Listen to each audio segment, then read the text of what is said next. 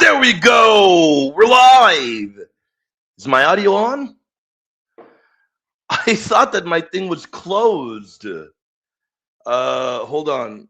Oh my goodness, my audio is on. I thought that I had it closed since I was on Catholic Answers. I got mixed up with the microphones. Mea culpa, mea culpa, mea culpa. Forgive me, audience. I got it wrong.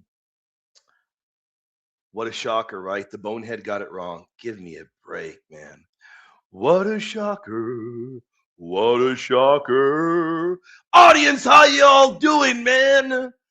I promised Mind Forged yesterday, and I hope he or she shows up. I promised we're talking guardian angels tonight, archangels, angelology, and we're asking anything as well. Any questions you have, we're doing an AMA. I have a grand goal, which might not come to fruition because William has been on. I did 3 hours in the morning. Then we did an hour of Catholic Answers. I've been filming for 2 hours earlier, Patreon material. So we've done 3 hours, 4, 5, 6 hours. The goal is to go 4 hours, to have done 10 hours today of theology. That's the goal. So maybe we'll do 4 hours right now. We're going to do at least 2 to 4, without a doubt. So, oops, what am I doing? What did I press? I pressed the wrong button. Can't believe Sniffy never muted. Boom, boom, boom, boom, boom. I'm lying. Oh, I did mute then. So I did mute. So y'all were joking. Why do you always say that I didn't mute then? Yeah, I love them, TJ. I love them. I don't mind, man. I love the haters, man. I love it. I love the haters. I love you all, man. A bunch of haters. I didn't mute. Then why did Ari say that she was kidding? Oh, I don't know. She might have said she meant to say I'm dying. Probably of laughter. Keep it up, Ari. Keep it up, and I'll put. You want me to put a Tim Tam head up? Is that what you want, Ari? You want the Tim Tam head up? Don't even get. Don't press me, Ari. We'll get the Tim Tam head up. We'll get the Tim Tam head up. Don't you dare press me. We'll get that Tim Tam head up. Oh man. If only I could use like a filter, man. My goodness, man. Oh, okay, I get it. I get it. How y'all doing, faithful? Great questions coming in. Tremendous ones. Tremendous ones. Audience, thank you all for your tremendous support. We're going to begin with those two, St. Francis Baby Toe. And I want to thank you all for your support. We wouldn't be here able to do what we're doing without you all. So thank you so much for your support, faithful. And I want to start off with a very important announcement. Really cool. It's time already. Just got off the phone with Father. You all know the drill. Our book on Mary's perpetual virginity is going to drop now. Why? Well, the debate's already ready to fall. That's right. Pints for the Aquinas already has our debate out. For subscribers that are on their, I think, a premium platform, I don't know, but in a few days it'll debut for the whole audience. It's finally out, our bodily assumption debate. And of course, we have more debates that we're working on for Pints for the Aquinas. It's out, man. Finally here, just in time to celebrate the bodily assumption of our Immaculate Mother Mary. There it is. William versus Pastor Farage. Here is your debate. So that means the Mary book will be coming out because it's going to be linked down below. Finally, it's here. Finally, it's here. We got it. We got it. We got it. We are beyond thrilled and pumped. Are you all excited? So once that debate does drop, I don't know. We'll do some debate reviews, and if anybody reaches out and they say, William, you want? Well, I already have one person that's already reached out to me, and the brother knows who he is. Wants to do a debate review on that debate. Anybody else wants to have us on? We'll do debate reviews, and we'll have a debate review here as well, talking about that debate. That to me, in my opinion, in my humble opinion, is the best assumption debate that I've ever been a part of. My other favorite one probably would have been the one in Spanish against the Spanish Greek scholar guy, Winston Hernandez. I forgot where he was from, but we did it in Spanish. That was a favorite of mine, but this is probably my all time favorite bodily assumption debate that I've ever done. My all time favorite. I need you to read it an audiobook. We have a professional person that already recorded it an audiobook who recorded our first one. So we have a professional person that will I'll be looking at it. And God bless you, done 6-4. The man, the myth, the legend. Thank you for your support, my friend. We're going to start off by answering some tremendous questions from the incredible brother of St. Francis Baby Toe. Actually, we're going to start off with his amazing prayer. But before we get to his amazing prayer, I got to ask you guys, I'm going to let you guys decide so that Gary doesn't get mad at me because Gary has not debuted it yet. I'm going to let you guys decide, okay? Because Gary hasn't debuted it yet. And I'll say they made me do it. Do you all want me to debut for you the Apocrypha Apocalypse cartoon that Gary made? I've got it. I think he's going to debut it in a few days. Do you all want me to debut it? And if you twist my arm, you twist it. And I'll say, Gary, they twisted my arm. All right. You know, Gary, I didn't want to do it. They twisted my arm and they made me do it. Do you all want me to do?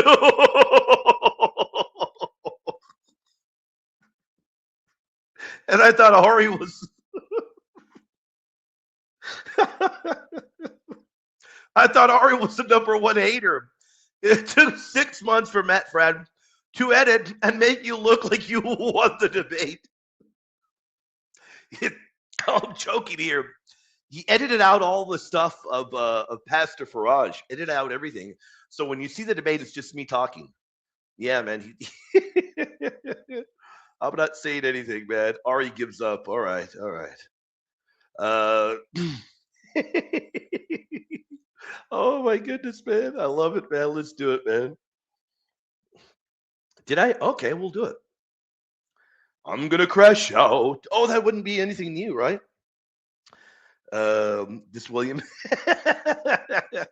is this William preaching, man. You're gonna put the debate up and it's just me talking, man. Everything of Pastor Farage is removed. Everything is removed, man. Everything, man.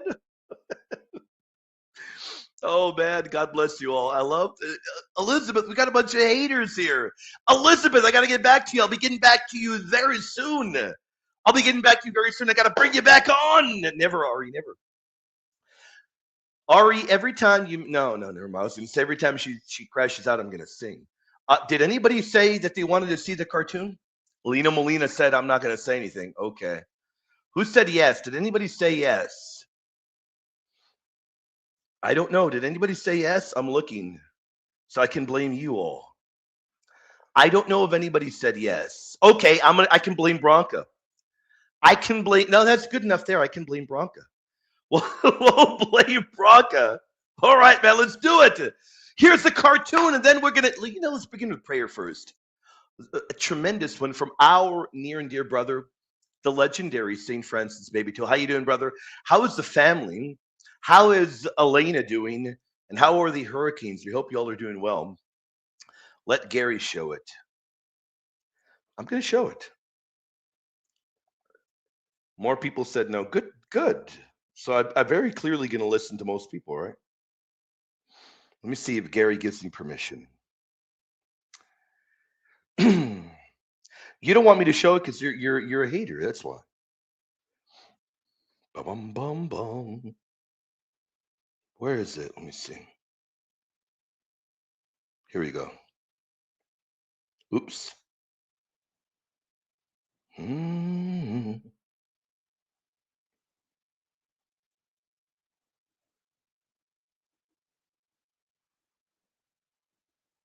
There we go. I'm trying to get Gary. It's 9 o'clock, guys. It's 9 o'clock, man. It's 9 o'clock, man. Gary, I'd be shocked if Gary responds. Let's go ahead and pray. Start off. In the name of the Father, Son, and the Holy Spirit. Let me make it larger so I can be able to see. When man is so full of the world, he can barely breathe. In the desert, we are freed from attachments. Many who see the wilderness before them complain and run back to Egypt. Being a slave is greater than walking through the burning sand of God's love. For some, being a suffering pilgrim is greater than returning to Egypt for its fine treasures for the faithful. Though Moses was ejected from Egypt, he would never look with disdain upon the desert. He knew that the desert was the purifying love of God. Though Papa Joseph left the promised land for Egypt, he learned that those who would adore the Son must willingly walk in the burning love of God by way of the desert. Jesus walked into the wilderness. He experienced the privation of good things so that his flesh could resist all attachments and temptations. If we desire the sweet nectar of being united to the Sacred Heart, we must willingly traverse the wilderness. The longer the burning sand and scorching sun are permitted to burn our souls, the greater God will use us and be united to us. Holy Moses, help me to welcome the desert of God. Most chaste Joseph, help me understand what a man of God is by me traveling through the desert.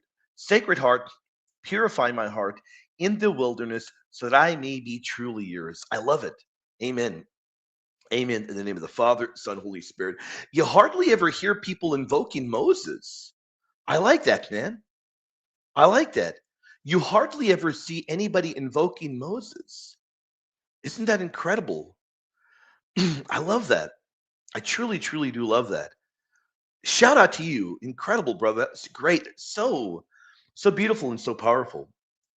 By the way, Gary is not going to respond. Gary's fast asleep. 9 o'clock. 10 o'clock for Gary. Never mind. 10 o'clock for Gary. There's no way on earth Gary's awake this time. Gary goes to bed at like 7 p.m. So we'll show it tomorrow. I don't know if Gary's doing a show tomorrow. And if he's not doing a show tomorrow, we'll show it tomorrow. It's really cool. The funny thing is, though, I don't think Gary's completely done with it yet because we're fighting zombies in the cartoon. And then at one point in the cartoon, I turn around and I beat up David. What? I'm like, what on earth, man? AI has me turning around and beating up David at one point. I'm like, what on earth, man? At one point, I turned and I beat up David, man. I love that, man. I love that. Oh, man. Let me begin by loading up the images. How y'all doing, faithful? What are you all enjoying tonight to drink? What are you all enjoying tonight? Are you enjoying a Diet Coke? A beer? Tequila? Whiskey? I don't know where you all are tuning in the world. Maybe you're enjoying some carne asada, like Brandangelo said earlier. Maybe you're enjoying some carne asada as you tune in. Maybe you're enjoying some Tim Tams. You got a Tim Tam head like I do when I enjoy the Tim Tams. Now I am limited to Tim Tams only on Sundays. I can't have them during the week. Because of my diet, I am limited to Tim Tams to Tim Tams only on Sundays. So a real treat to have a biscuit or two on Sunday. Let me load up the images.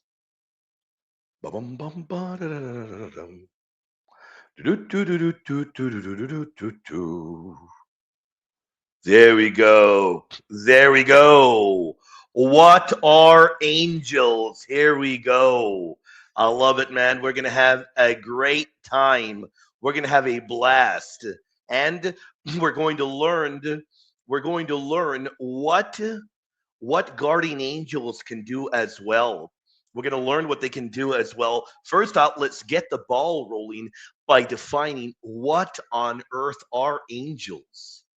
This is going to be so important. And of course, as usual, we have biblical verses to back it up. And again, this is an AMA. Later on, we'll take any questions of yours, any and all questions of yours. But we wanted to start with angelology because we promised Mind Forged yesterday we'd be doing this tonight. And we want to keep our word.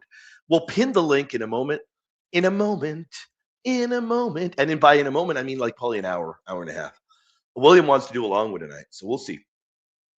So, angels, what are angels? Well, angels are pure spiritual beings. They're created by God to worship Him and to carry out His will. They are not glorified humans, nor are they symbolic figures. This is what I wanted to do. I wanted to point this out because very often we have people, not only within Catholicism, within many other religions, that get confused in this point. They legitimately get confused. They do. A lot of the times they legitimately get confused. So we need to point out that angels are not glorified humans. They're also not symbolic figures. The Bible really does present them as very intelligent, and they are personal creatures who serve the Lord. Hebrews 1:14 tells you, are they not all ministering spirits sent out to serve for the sake of those who are to inherit salvation? Then Colossians 1:16 presents, for by him all things were created in heaven and on earth, visible and invisible, whether thrones or dominions or rulers or authorities. So every angel, every angelic being, good angels, of course, we're talking about the good ones, they exist for the glory of God and for the service of his kingdom. That is why this is a tremendous, an amazing question. What can guardian angels do? Can I send mine to help a friend? Can he pray for me if I am too physically ill? Now, what guardian angels do, and we have a whole slide on them that we're going to bring up in a moment, but we don't want to get too far ahead of ourselves. We're going to bring it up in a moment. We talk about guardian angels as well. Their goal is to guide, and their goal is to protect and guide. And the Bible lays that out for us very clearly. They are meant to guard us. Hey, even when you get good thoughts, did you know they can help aid you in getting good thoughts? They can help give you strength through temptation. Let's say you're going through a dark night. You're going through a dry spell. You feel like you're being tempted. Did you know that your guardian angel can help you? Did you know that? Can strengthen you in temptation and can help you in a great way. Did you know that your guardian angel, did you know angels in general present our prayers before God? And we know that angels rejoice. Why do they rejoice? Because they rejoice over sinners who repent. That's in the Gospel of St. Luke. I don't remember exactly where. I think it's Luke chapter 15. By the way, I'm enjoying an iced coffee with a sugar-free banana bread syrup. It's good stuff, man. Super sweet. Super sweet. Probably got, I think I put like about 8 or 9 Splendas in it. Can you send your guardian angel to help a friend? You can. Let us nuance that. That would have to be viewed at in a devotional kind of sense. So you can find that many saints, you can find in particular many medieval saints as well. Many of the medieval saints really dive into this point. We should do a whole show in that in the future. Many medieval saints and saints in general um, have said that asking your guardian angel to help another person is most definitely possible. They are ministering angels. They minister to you and they help you out. So you most definitely can ask them to help someone else. It is always according to God's will. Remember, no guardian angel, no ministering angel, no angel on earth is ever going to override God's will. That'll never ever happen. So, and another thing is, your angel will remain your guardian. That doesn't change. Even if you ask your guardian angel to help another, even if you ask your guardian angel to help another, um, that will not mean that your guardian angel has left you. Um, a guardian angel can definitely help another, but it doesn't mean your guardian angel will leave you. Your guardian angel remains your angel. Remember that. Your guardian angel remains your angel. So here's the other, it's a great question. St. Francis Babytoe, brother, thank you for the support, legend. St. Francis Babytoe asks, can he pray for me if I'm too physically ill? Yes, remember that angels worship God without enduringly. Angels, remember, worship God enduringly. Remember that. They worship God enduringly. Um, so yes, that's definitely a real possibility. Sorry, checking my phone, faithful. That's why I put my phone away when I'm doing shows. I get incredibly distracted, but I get messages very often from deacons and priests. So if a message comes in from a deacon or a priest, I've got to take it. I've got to at least respond to respect the people of the faith. Now, angels worship God enduringly, and they can definitely they can intercede by presenting your needs before the throne of the Lord. So even when you are too weak to pray, even when you're too weak, maybe you feel too physically weak to pray, you can't utter a prayer. All you have to do is simply say, "Guardian angel, please pray for me. I am weak. Present my needs before the Lord." All you got to do is mentally think that. That's the prayer, right? Because your angel's entire mission, the entire mission of your angel, is to help lead you to Christ. That is the goal. So if you feel too physically ill, you can utter that kind of a prayer, and he can most definitely intercede for you. That's the beauty of our guardian angels, right? Isn't that the beauty? Isn't that the beauty of our guardian angels? I love it, man. I got to tell you all. I love this imagery. And I love it in particular because I love angelology, audience. I love talking about angels. I love angelology. And I love the imagery the Bible gives us about holy angels. Now, we're also going to talk about bad angels in a moment. In a moment, we're also going to talk about bad angels. So, somebody said they're drinking Pepsi Zero. Lena Molina, that is why you are goaded, man. That's why you're goaded, man. The goaded Lena Molina. I love that, man. I love that, brother. I love that, Lena Molina. Uh, Pepsi Zero for the win. How can, and we're going to answer this one, then we're going to go back to the slides because we're right here in the second one. Um, Now, we're going to talk about the hierarchy as well. So the hierarchy is also important. We'll talk about where do we find that hierarchy. We'll also talk about how. I also want to ask you all. I also want to ask you all. Who is your favorite angel? Who's your favorite archangel? Who's your favorite angel? Do you have one, a favorite one? Do you have a favorite prayer as well? So the tremendous question from St. Francis Babytone. We're going to get back to the slides right now is how can Saint Gabriel help us? So remember the incredible role that Saint Gabriel has in particular. He is God's great messenger. He is God's great messenger. How can he help you? Well, he can help you.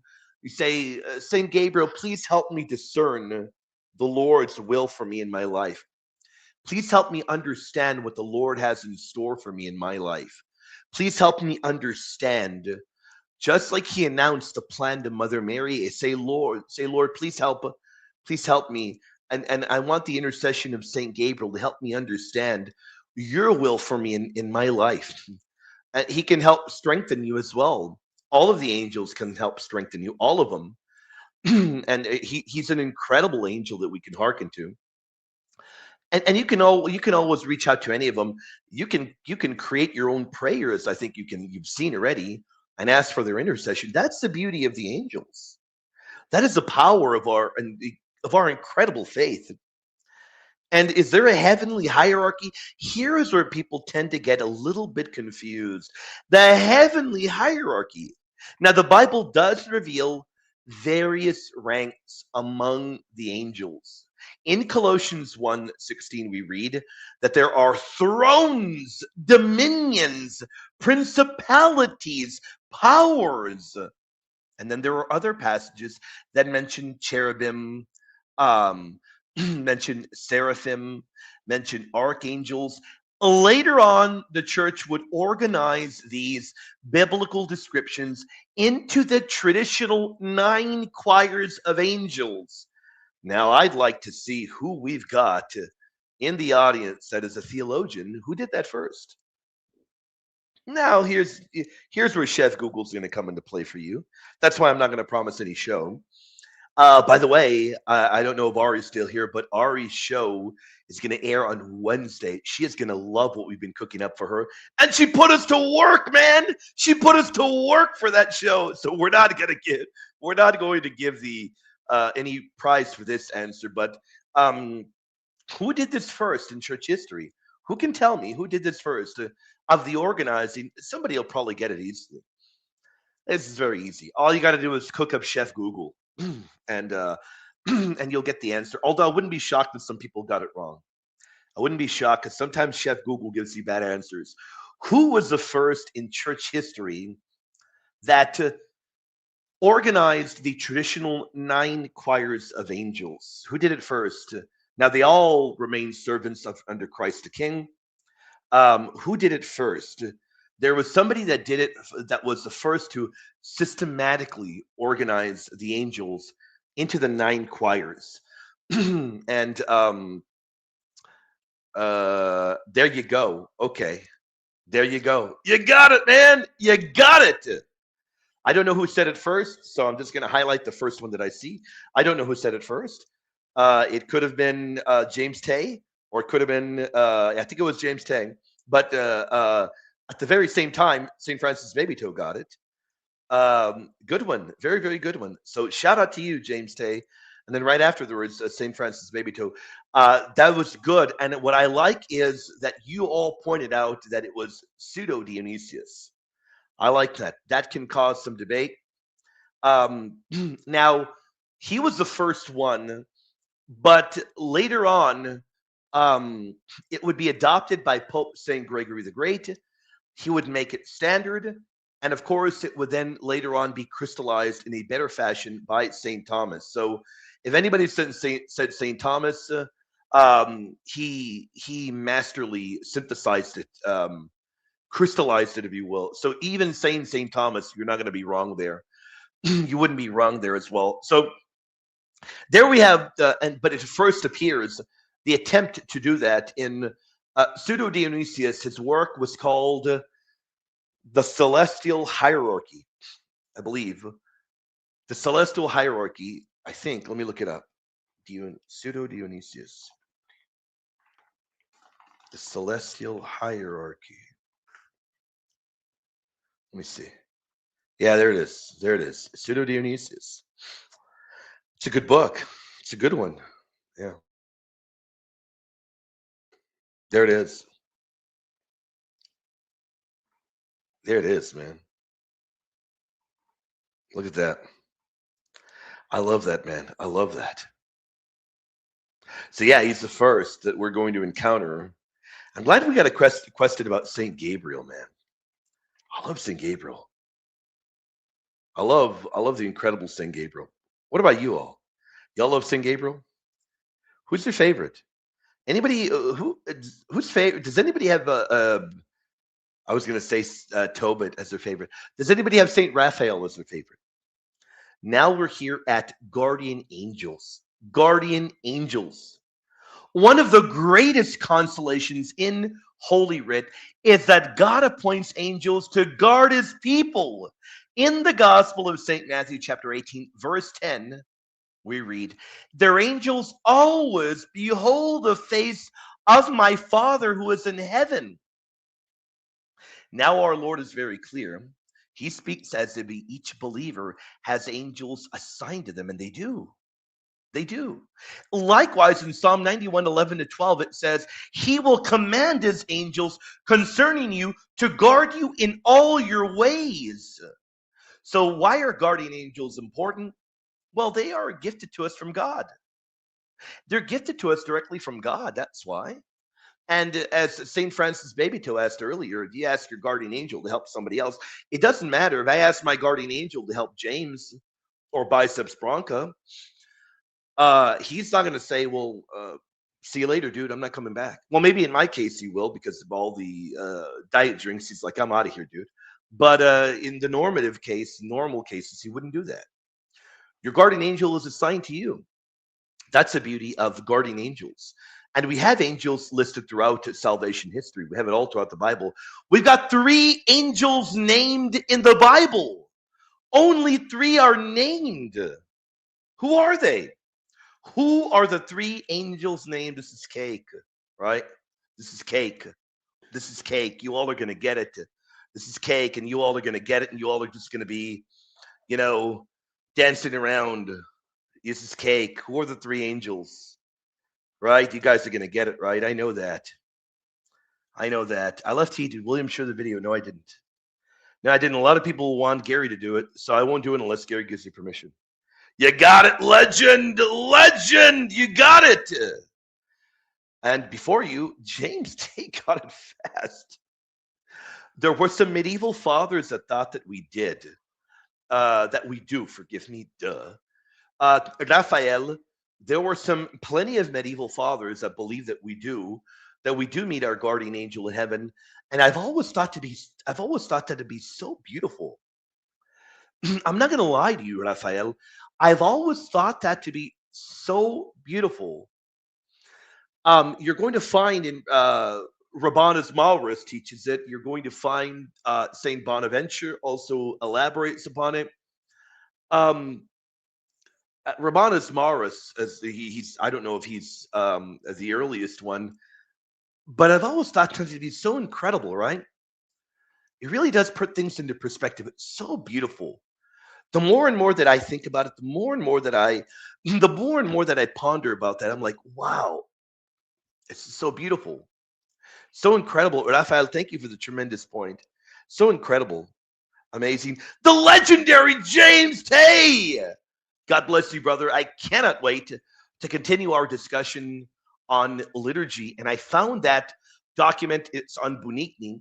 Took me a long time. And as you saw, I was up till past 5 in the morning working on theology materials. So I just collapsed in my bed at 5:20 a.m.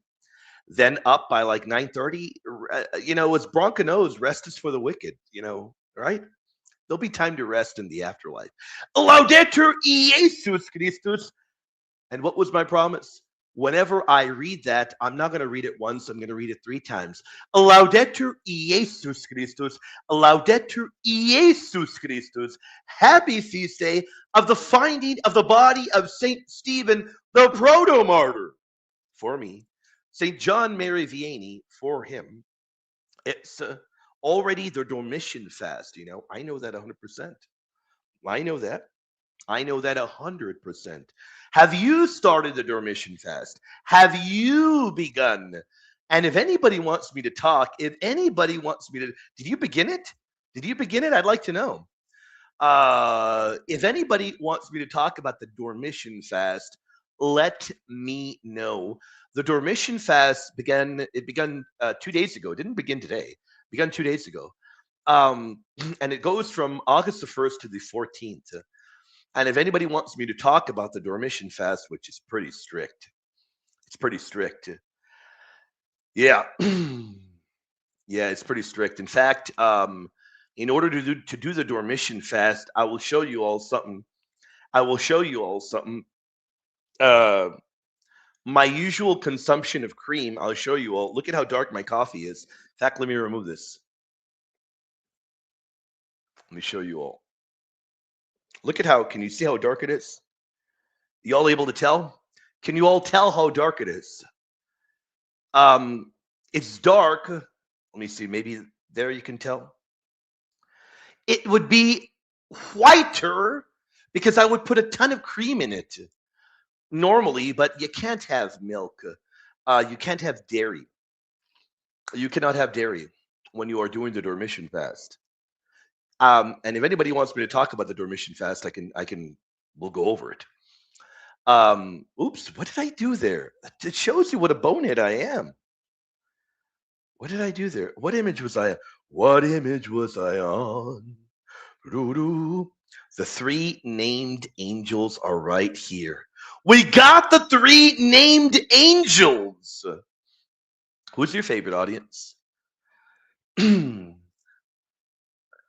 Michael, we've got them there we have him in Jude. And remember, Michael and Christ are the same person. I am joking. Don't clip me there. I know people are probably going to say, oh, look, I got William espousing JWSDA heresy. I'm joking, guys. All right, I'm joking. A total joke. Then you got Gabriel. Then you've got Saint Raphael, Saint Michael, Saint Gabriel, Saint Raphael. I'm joking, man. All right. For anybody that may have heard that and they're thinking, I got you, man. I knew all along you were an undercover SDA. I knew all along you were a nasty JW, man, and I got you, man. Oh, man. Oh, I love it, man. I love it, man. Oh. How y'all doing, faithful? How y'all doing, man? San Miguel, Guardian. I'm chopped gallbladder. I don't know what you mean. I don't know what you mean. Bum, bum, bum, bum, bum, bum, bum. No spamming. Come on, William, answer my question. I don't know what your question is. No, they do not get reassigned. There it is. No, they don't. I mean, it's really up to their mission is ended. When your life ends and you are in heaven, by the grace of the Lord, you're in heaven. And I'm sorry, Ari, Nestorius isn't there. I'm so sorry. Nestorius isn't there. I'm not even going to talk about that. Their mission is ended. Now, do you meet them in heaven? The church doesn't have an official teaching. I'm of the opinion that you do. There were many medieval saints that did believe that you did. There were plenty of them that did, Ari. If you ask me what I think so. Yeah, I think that's likely that the incredible angel, and remember, your guardian angel can help you till your final moment. I think that's a very beautiful thought that you can meet your angel in heaven after passing away. That was postulated by many great medieval fathers. That's a beautiful thought. What do you think about that, Ari? What do you think about that? I think that's very possible. Now, remember, I am speaking from the opinion of an apologist. There's no official church teaching. So don't come to me and tell me, well, show me that in the Bible. No, there's no official church teaching. That's just the thought of a few medieval fathers. That's a pious belief you can hold to. I think that would make the most sense. That's what I think. And maybe you'll come back and you'll say, well, William, I don't think that makes sense. I respect that. I'll respect that. I do think it does make sense. What do you think? What do you think? I think that makes the most sense, and I think that is the most beautiful, the most beautiful view of it. I mean, remember what our Lord says, and I think it would, even though it doesn't flat out say we meet them. Remember what Jesus says. Jesus says, "Their angels always behold the face of my Father who is in heaven." So, if they're accompanying us throughout our earthly life, if they're protecting us and they're guiding us,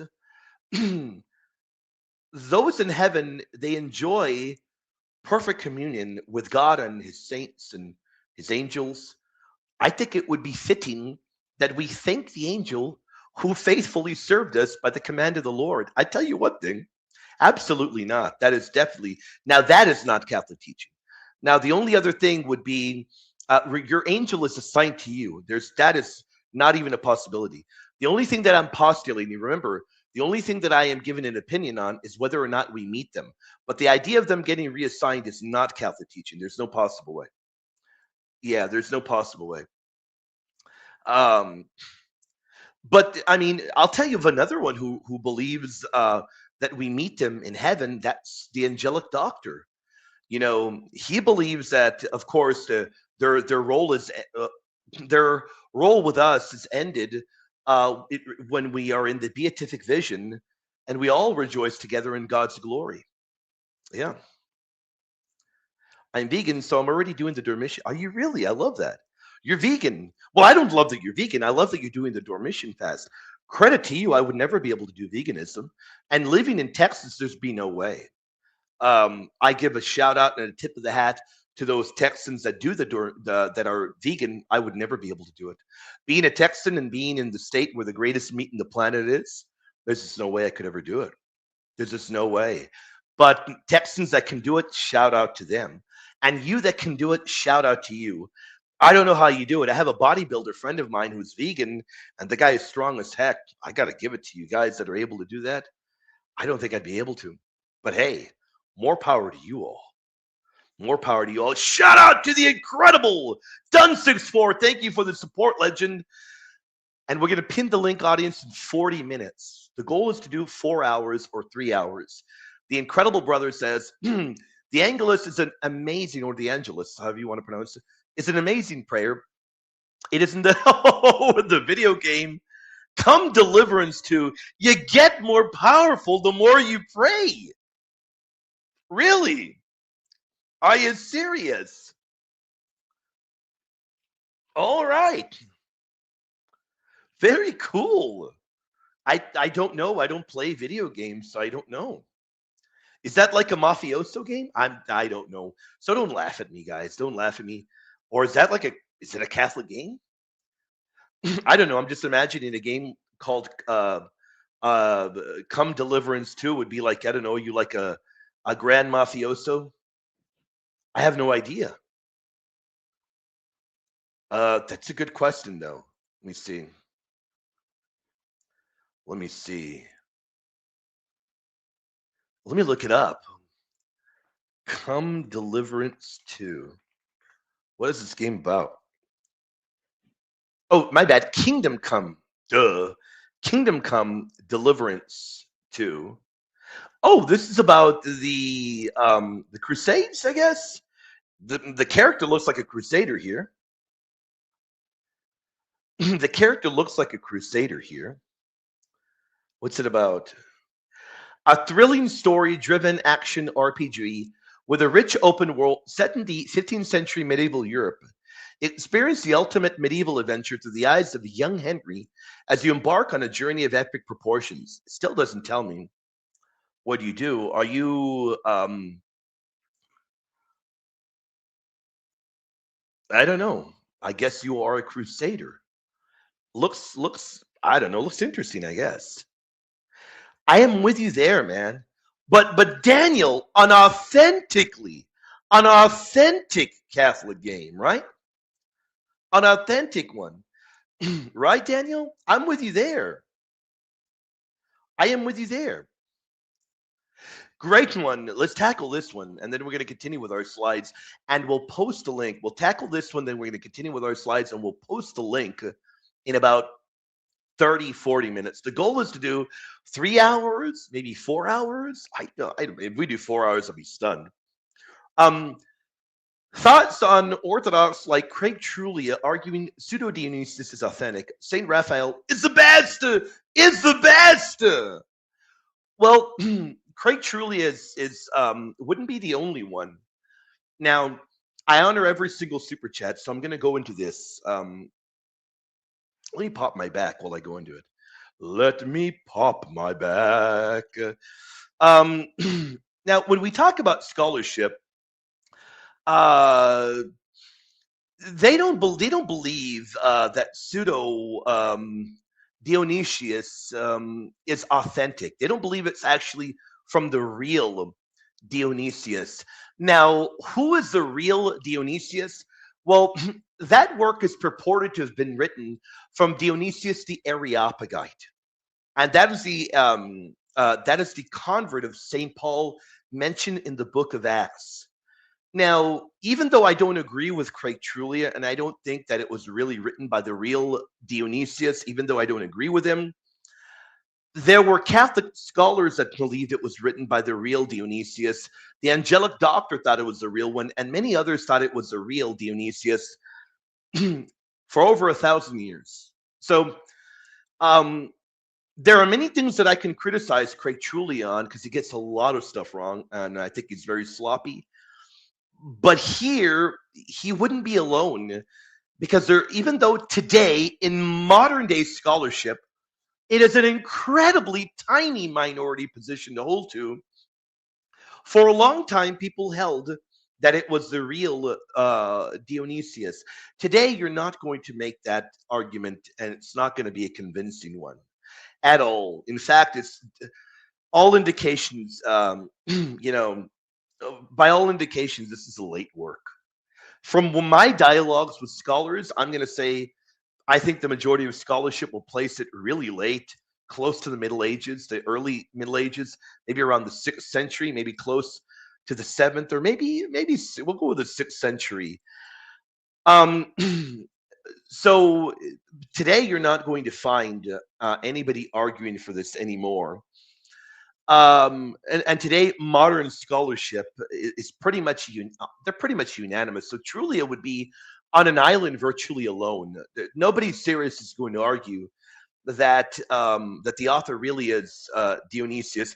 Now, maybe you are watching, maybe you think it really is Dionysius, but unfortunately, it's kind of like arguing certain things in scholarship that are, generally accepted by experts. And this is one where, you know, are they important though? Are the works of pseudo Dionysius important?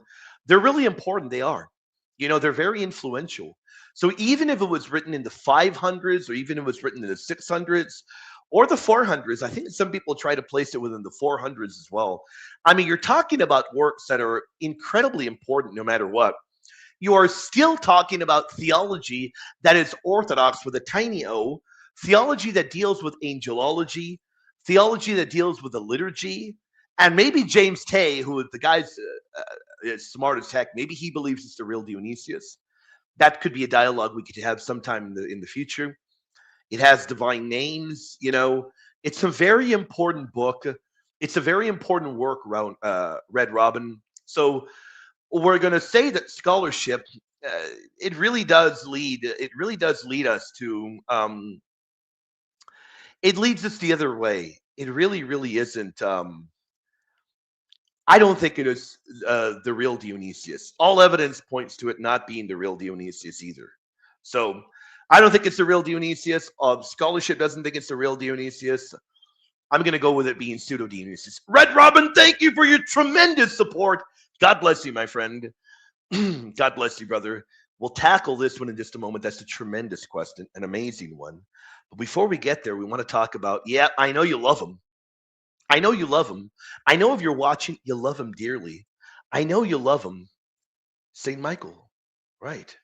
St. Michael, defender of the church. We love the tremendous St. Michael, the Archangel. And I'm telling you guys, I feel the call more and more to be asking for the intercession of St. Michael and to start doing more shows about him. I can't explain it, but I feel the call to doing more and more stuff on St. Michael. I can't explain it. I really, not only him, St. Gabriel, St. Raphael. I don't know. Who's my favorite out of the three? Um, I think probably St. Raphael. Yeah. But anyway, St. Michael, defender of the church, St. Michael leads heaven's armies. In Revelation 12:7-9, we read, Michael and his angels fought against the dragon. And he also protects God's people, right? In Daniel chapter 12, verse 1, we read, At that time shall arise Michael, the great prince who has charge of your people. That is why for the longest time, Saint Michael has been invoked for spiritual protection. That is why for the longest time, Saint Michael has been invoked for spiritual protection. For the longest time, this has been done. For the longest time. Now, I know we also see him in Jude. We also see him in Jude. In fact, I had more slides. I don't know what happened. I had more slides. I don't know what happened. Hold on. And I'm going to pin the link, audience, but I'm not bringing up anybody yet. In a moment, I'll pin the link. In a moment, I will pin the link. What is going on? What happened here? What? This always happens, man. Hold on. Okay. Mm.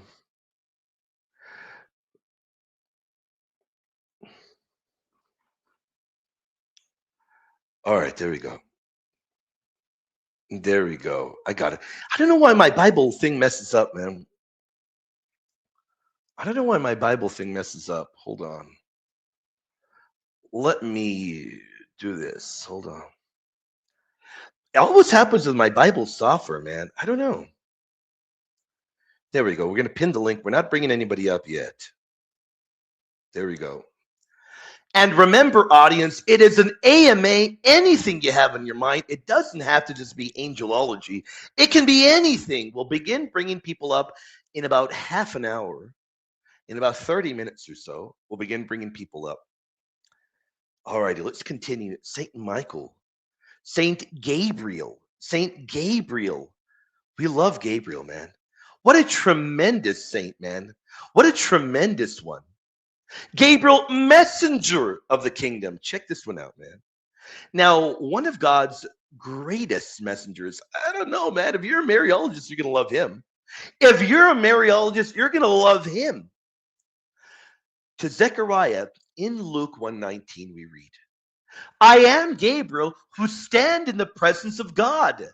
And then to Mother Mary in the Gospel of St. Luke, chapter 1, verse 28, Hail, full of grace, the Lord is with you. So we see that every appearance of Gabriel, every one of them, concerns salvation history and the coming of Christ. Every single one of them, all of them that we see concern salvation history and the coming of Christ. Every time we see Gabriel, I am Gabriel who stand in the presence of God. Hail, full of grace. The Lord is with you. Look at that over and over and over, man. Orthodox Judaism. What are y'all talking about? I don't know what y'all are talking about. I'll look in a moment. Now let's look at Raphael, then we'll get to some more chats. Let's look at Raphael. My personal favorite. An audience, we have pinned the link. Let's pause for a moment. We're not only talking about archangels and guardian angels and angelology. We could talk about Mary, sola fide, purgatory, papacy, anything you have on your mind. The link is pinned. You can come back here, ask your question, and we will bring you up. About 20 or 30 minutes will bring you guys up. But get back here and stay here. Do not leave. Stay back here. Just stay like in a queue. And when you're ready, I'll call upon you and I'll bring you up if you want to come up. Now, if you don't want to see William's bald head, you don't have to come up. You don't have to come up if you don't want to see William's bald head. Now, let's talk about Saint Raphael. Now, Raphael will accompany Tobias on his journey. He heals Tobit's blindness. He drives away the demon afflicting Sarah. This has always blown me away, how he doesn't struggle at all. And what is the name of that demon that he takes out? He crushes Asmodeus by the power of God. He takes him to the woodshed, right? He will heal Tobit's blindness. It comes from God. He'll drive away the demon afflicting Sarah. Isn't that amazing? And he will declare in Tobit 12:15. What does he say in Tobit 12:15? I am Raphael, one of the 7 angels. So we know there's more than just 3, but the Bible names 3. We know there's more than just 3, but the Bible names 3, right? We know there's more. And Saint Raphael will remind us that God heals through his heavenly servants. He reminds us of that. We love the tremendous Saint Raphael. We love the incredible, the amazing Raphael. We love him. And audience, I want to remind you all, for any of you all, if you have any questions in your mind, we've pinned the link. Let me put the timer. Otherwise, I'm not going to remember to bring people up because I can talk, man. I can talk. I can talk. Let me put the timer. We'll bringing people up 30 minutes. 30 minutes. And if you have any questions, let me know. We'll tackle your questions. This is a really good one. Let me open up my Bible.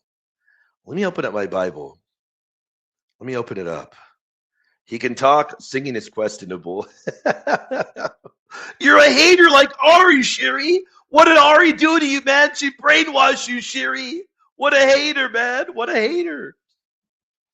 Oh, man. Let me see. All right. Bible Gateway's open, man. Bible Gateway's open. Oh, hold on. Roman Catholic. What do you mean, Roman Catholic? It's you, Ari. Get out of here, Ari. I know who you are. I know who you are. You don't need to introduce your faith, man. Come on, man. I know who you are. All right, I'll bring you up in a bit. Whenever we open it up, I'll bring you up. As if I don't know who you are. Now I'm starting to wonder if that is really her. Is somebody else pretending to be her? I'm really wondering. Whatever. Look at what Ari makes me do. Get out of here, man. All righty, man. Let's tackle this. Let's tackle this. All right, this is a great question, and we'll bring you up when I open it up, Ari. I have the timer. You're first in line. By the way, you're not first in line. There are two other people, but the devices aren't connected and they're not talking. So you are first in line, technically, because they're not talking. For the other people, connect your device and let me know backstage what is your faith and what is your question. What is your faith in your question? And come up. Otherwise, I'm not going to bring you guys up. I'm just not going to bring you guys up. Are you craving the Uriel? I don't even know. She asked that earlier. She had a question in Uriel earlier. I don't know. I don't know. I don't know.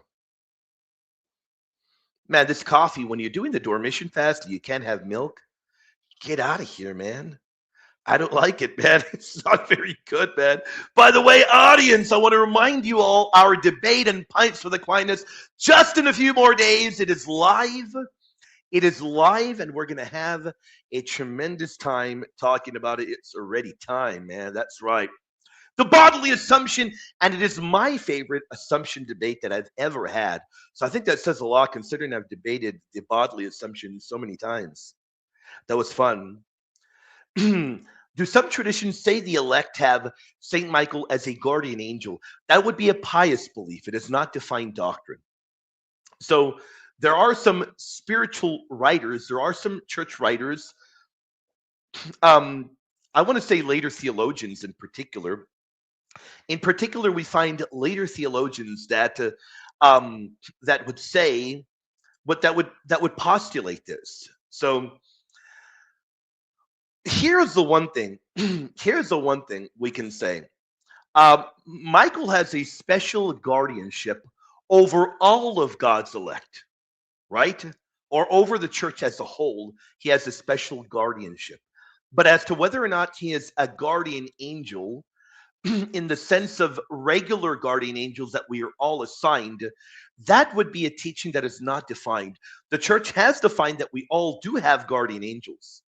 The church has defined that we do all have guardian angels. That is defined by the church. But as to whether or not Saint Michael is appointed to a particular person, that would be a pious belief. The church has never affirmed that. But one thing we can say, Dun64, number one, thank you for your support as well, brother. Thank you for the support, brother.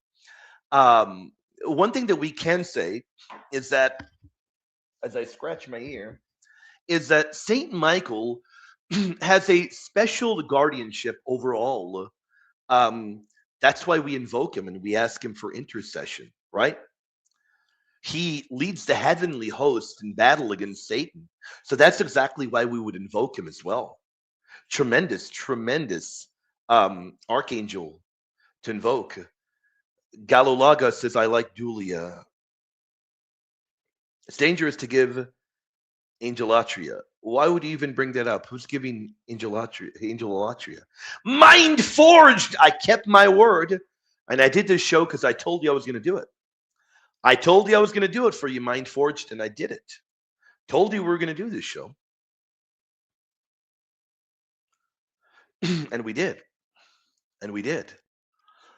By the way, I see Kevin, I see Ari, I see Matt, I see two Matthews. Device is not connected. I don't know if that's the same Matthew. Likely so. It likely is. But for the two Matthews that I see back there, or the one Matthew, connect your device and we'll bring you up. I cannot bring you up if you don't connect your device. Please do me an enormous favor and connect your device. Um, but I'd have to be, you'd be third in line. We got Ari first, and then we got Kevin, um, and we got our. We'll start bringing you guys up. I have my timer. Don't leave, guys. My timer is at 23 minutes. When it rings, I'm going to begin bringing people up. Don't leave, guys. Is anybody doing the Dormition fast? I hope y'all are suffering along with me. It's a real fast, man. I tell you that it is a real fast, man. It really, really is, man. No steak, man. Oh, that's the hardest one. That's the hardest one, man. As a Texan, that is the toughest one, man. Uh, that's a tough one. This is a good question. This is a good question. Let me open up my Bible for you. We got our Bible open. So this is a great question. Now I know he's asking that. The goated Lena Molina. Love you, legend. God bless you, brother. Thank you for your support, my friend. We wouldn't be here able to do what we're doing without your support, brother. Thank you so much, my friend. The goated Lena Molina says, why do the seraphim and the cherubim angels look so odd? Do we know how the other orders of angels look like? He's referring to the fact that in Isaiah, let me open up Isaiah. And I said I opened up my Bible and then I closed it. It's Isaiah 6. Let me open it up. Let's go to Isaiah 6. This is what he's referring to. This is what he's referring to. Here it is. Here it is. Am I a Texan? Of course I am. Of course I am. Greatest country in the world. No other place. No other place in the world. Once you've had the meat in Texas, you don't want to meet anywhere else. Isaiah 6, above it stood seraphim. Each one had 6 wings. With 2 he covered his face. With 2 he covered his feet. And with 2 he flew. That's what he's talking about there. Because according to the Bible, the seraphim have 6 wings. What does he mean about the cherubim? What does the goated Lino Molina mean? Well, I think it's, let me see. I think it's Ezekiel 42. Is it Ezekiel 42 or 41? Let me see if I can find it. I found it. It's Ezekiel 10:14. Here it is. This is what the goated Lena Molina. This is what he's referring to. Here it is. Ezekiel 10:14. And I think it's also in Ezekiel 41, if I'm correct. I think right in the temple. I don't remember. Rosarim was here yesterday. Each one had 4 faces. The first face was the face of a cherub, the second the face of a man, the third the face of a lion, and the fourth the face of an eagle. There you have it. There you have it. So cherubim are described with 4 faces.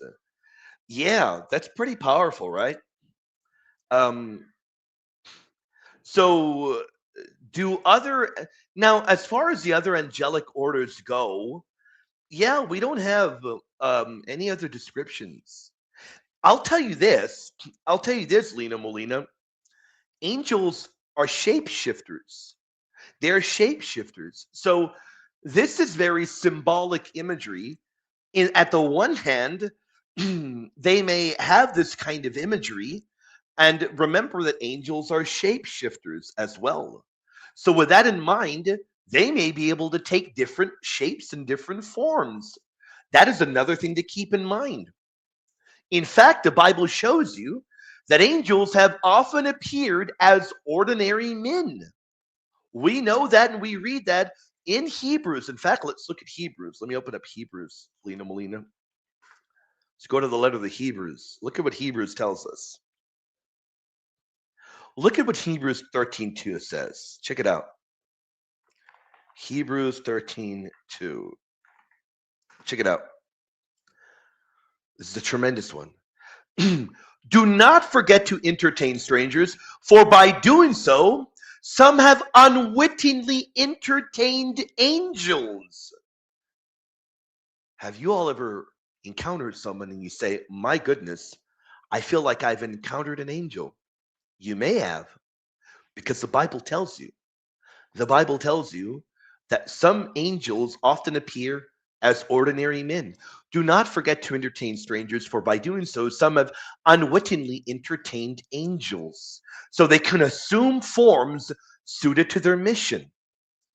Right. Now, it could be, though, and this would be my opinion, Lena Molina, it could be that the images that we have of the seraphim and the cherubim are their real, true imagery in heavenly glory, and that would be the position that I take. While taking on a human appearance or any other manifestation would be a temporal one. That would have been the opinion of the angelic doctor and Bonaventure, and that would be the opinion that I would take, Lena Molina. Was that helpful, brother? Let me know if that was helpful. These are great questions, man. These are tremendous ones. Let's continue. And you didn't think that I was going to do a show on angels without talking about how angels present prayers, did you? You knew that I wasn't going to do a show on angels without showing you how angels present our prayers as well. And I want to remind all of you all, if you have any questions, it doesn't just have to be about angels. It can be about angels, angelology, fallen angels, guardian angels, original sin, purgatory, papacy, Mariology, any and all questions. We're tackling your questions. God bless you, AB, the goated AB, whose debate is right around the corner, August 12th. And before we're done, I have the images now. Before we're done with the show, towards the tail end, we want to promote AB's debate. And we'll promote some other material that is cooking up. It's cooking up, man. So that's going to be a ton of fun, man. I am beyond thrilled and pumped, thrilled and pumped, thrilled and pumped, thrilled and pumped. Lena Molina says, fun fact, the controversial, and by the way, audience, for people we have backstage, don't go anywhere. My timer is at 16 minutes. Now I'll begin bringing you all up. I see we have a very good crowd now. Now we have 3 people with connected devices, but a total of 6 people, meaning the other people who I've told you to connect your devices, do me a favor, connect them. You don't need to put your camera on. And goodness, we already have one ugly face here. We already have one ugly jerk on the screen. We don't need any other ugly jerks. So don't worry. One ugly guy like me is enough. You don't need to put your camera on, but get your, what is my daughter doing? Get your mic on. Otherwise, I can't bring you up. And I recognize the names of everybody back here. I recognize the names of everybody, so you don't even need to tell me your faith. If I recognize your name backstage, you don't need to tell me your faith. I'll bring you up, and I recognize everybody who's connected back here. So I'll bring you up. But other people, if I don't recognize your name, just for good measure, let me know on the right-hand side, what is your faith and what is your question? Yeah, they most definitely do. Absolutely, they do. Yep. Brother, you're late to the party, man. I talked about it earlier. They most definitely do. In fact, they intercede for us. Yes. In fact, they intercede for us. Absolutely. They most definitely do, legend. They most definitely do. Remember, we have the imagery. In fact, it was one of my slides. Where is my slide? It was right around here. Let me go over it. Let me show you. In fact, one can say that all angels, all ministering angels, it's so beautiful, our theology. I know that. Let's look at Matthew 18:10. Their angels always behold the face of my Father, and they care for those who are entrusted to them. Why? Well, because angels, they participate in the heavenly liturgos, in the heavenly liturgy. And both Catholic and Orthodox traditions teach that. Yeah. Both Catholic and Orthodox traditions teach that in a very clear manner. Lena Molina said, fun fact, the controversial John Milton, in his famous work Paradise Lost, has Saint Raphael the Archangel narrating the events of the war in heaven. What? I have not read that work. So Lena Molina, is he literally reading Revelation 12 and like presented as a narrator of that? Or is it like a separate story and he's narrating the events of like a separate story? You got me there. You've got me there. That's a good one. You got me there. I'm looking it up. I didn't know that. Very cool. Now that is a factoid that I wasn't aware of. Is that a good book? Do you recommend it? Yeah, I've never read that. I've never read that one. Very good. Very, very good. Now, I promised you all we weren't going to look at angels without talking about how they present our prayers. Okay, I got you. Elena, how's it going, Elena? God bless you. Hope you're doing great. Hope you're having a tremendous one. Yes, don't be, Elena, don't be a hater. I got it right here, sugar-free coffee. You got that right, sugar-free coffee, man. Bum, bum, ba, da, da, da. So, what do we read about angels presenting our prayers? Now, angels do more than just protect, they also present prayers before God. In Revelation 8 3 to 4, we read, the smoke of the incense with the prayers of the saints rose before God from the hand of the angel. Look at that image there. And we know that the Bible shows you them presenting our prayers. Now, I know, guys, I know. Nobody ever wants to do it, but we have to. Nobody ever wants to do it, but we have to. Also, we're going to talk about angels. We got to talk about the bad guys too, because there's bad guys too, right? I know nobody likes doing it, but if we're going to talk about angels, we got to talk about the bad guys too. There's bad guys, right? There are bad guys as well, faithful. So if we talk about angels, we got to include the bad guys as well. So not every angel remained faithful. And if you all want me to talk about that, I know yesterday Mind Forged. By the way, Mind Forged, I kept my promise, did this show to edify you. I hope you're being edified. Hope you're enjoying it.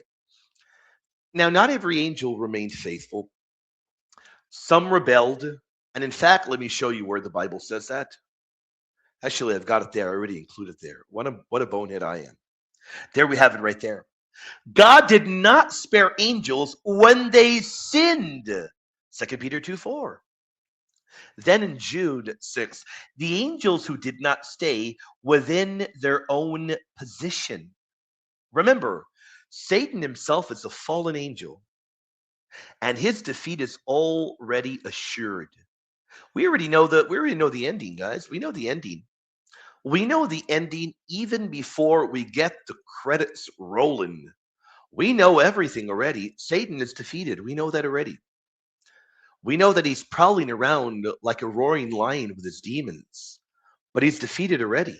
He is a fallen angel, and his defeat is already assured. We know that. Did you all know that angels accompany us at our death as well? Did you know that? Let me show you where. Do you all want me to show you where? Let me open up my Bible. I don't know why I tell you guys I'm autistic, man. Not that that's a bad thing. Maybe for me it is, but I always open up my Bible gateway, then I close it. Let me show you all where the Bible shows that angels they accompany us. Let's go to the Bible. Let me show you. It's right here. Check it out. Here's what it shows you as well. It shows you that angels will accompany the faithful at their hour of death. Look at Luke 16. Let's go to 19. Let's go all the way to verse 22. Let's go all the way to verse 22. Let's read it all for the audience. Let me show you all. Faithful, are you all enjoying this? Do you enjoy shows like this? Well, we start off with a focused topic, we go in depth, and then we open it up for Q&A. Do you all enjoy it? Let me know. I want to hear your feedback as I cover my hideous mug there. Let me know if you enjoy it. Yeah. Oh, don't worry, Rafael. We get to every single super chat. Every single one. We don't miss any of them, brother. We don't miss any of them, my friend. Luke 19, there was a certain rich man who was clothed in purple and fine linen, and he fared sumptuously every day. But there was a certain beggar named Lazarus, full of sores, who was laid at his gate, desiring to be fed with the crumbs which fell from the rich man's table. Moreover, the dogs came and licked his sores. So it was that the beggar died and was carried by the angels to Abraham's bosom. Look at that. Look at verse 22. So it was that the beggar died and was carried by the angels to Abraham's bosom. There you have it, right there. Isn't that tremendous? Angelology, man, I love angelology. And the more and more that I see it, the more and more we dive into angelology. It's incredible. Guys, we got 8 minutes, and we're going to bring people up backstage. Stick around. This is good. Because one thing that the Dormition fast doesn't make me do, one thing that the Dormition fast does not make me do, it does not make me give up Splenda. Otherwise, I would probably be going mad, audience. If it made me give up Splenda, I'd probably be running in the streets, probably crying. If it made me give up Splenda, I'd probably be running through the streets with tears down my face, man. Right, guys? Splenda makes the world go round, man. Yep. Splenda makes the world go around. How y'all doing, faithful? Y'all enjoying your evening? What are you all drinking right now? I want to pause and see. What are you all drinking right now? What are you all enjoying to drink? Diet Coke? I was going to say a diet beer. Well, there are diet beers. There's sugar-free beers. Not very good, but, there are sugar-free beers. That does exist. I might start drinking Splenda. Well, I don't drink Splenda alone, dude. I don't drink it alone. I don't drink it alone.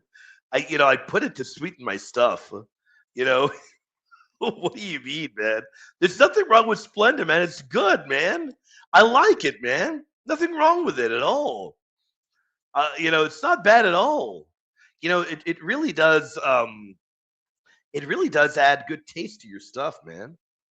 What a bunch of haters. High quality H2O, aloe water. I think I've had that a while back. Saintly repent. How you doing? God bless you, sister. Yeah, got it. Glad someone enjoys it. All right. It's no worries. It's no worries. High quality H2O. I just can't do water alone. Sorry. I got to be able to get caffeine, or I got to be able to get something else in. I can't just do water alone. I can't. Yeah, more power to you, man. Yeah, you're a legend. You're able to do it. More power to you. In fact, I'm enjoying my iced coffee, and I am alternating that with Dr. Pepper Zero. I'm alternating that with a Dr. Pepper Zero. Here's a great question, and then we're going to go backstage. I think we have set 6.5 minutes. And then when the alarm rings, we're going backstage. How do we accept the Eastern Catholic tradition of venerating saints like Uriel or John the Long-Suffering? Okay.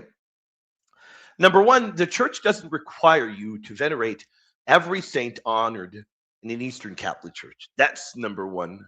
That's the primary thing we've got to point out. And you're going to find that Vatican II wanted our Eastern brothers and sisters to preserve many of their traditions. If the brother James Tay were around, we could talk about that right now. But that is something very clearly, very clear that Vatican II laid forth. Now, by the way, Dun64, thank you for your support, my dear brother. Thank you, my friend.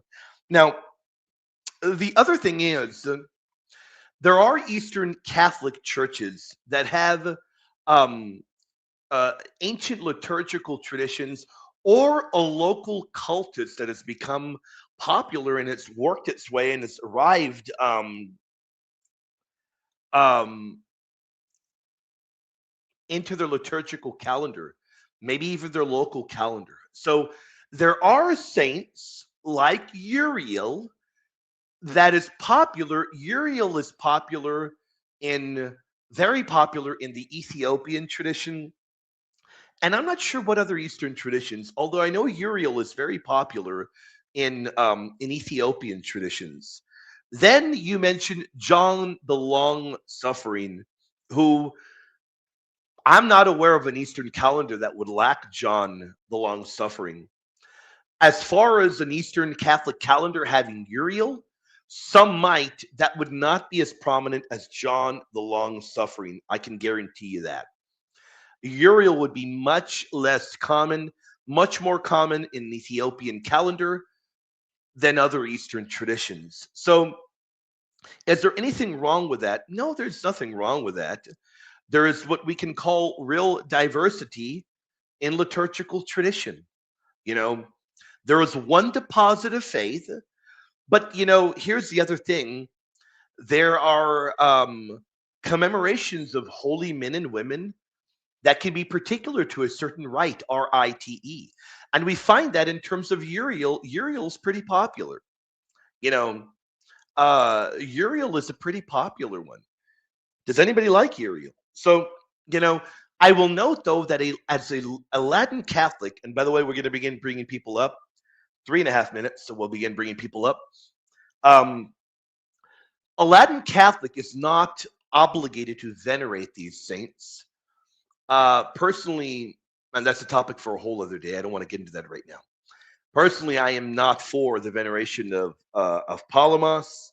I know there's a local cultist around him, especially in Melkite traditions. I am not for the veneration of Palamas. I don't venerate Palamas, and I don't have to venerate Palamas. And he doesn't have a universal liturgical veneration. So, I would say that Eastern Catholics are they're legitimately they can hold to this as part of the liturgical heritage. Um, as part of their liturgical heritage, they can do so. Um, you know, do I have issue with the veneration of saints like Uriel or John the Long Suffering? I don't. I don't at all. You know, and in fact, uh,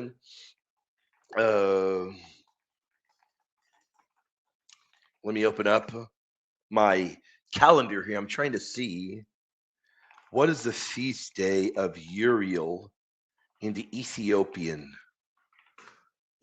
tradition. January 30th. There it is. January 30th. Very cool. Yeah. So you're also going to find, and I'll talk about this until we bring people up backstage. We got 2 minutes left, and we'll begin bringing people up. So, um, so yeah, I don't have any issue with Uriel. Even though you're going to find Uriel primarily appearing in First Enoch and 4 Esdras. First Enoch and 4 Esdras. First Enoch and 4 Esdras. No, I got it wrong.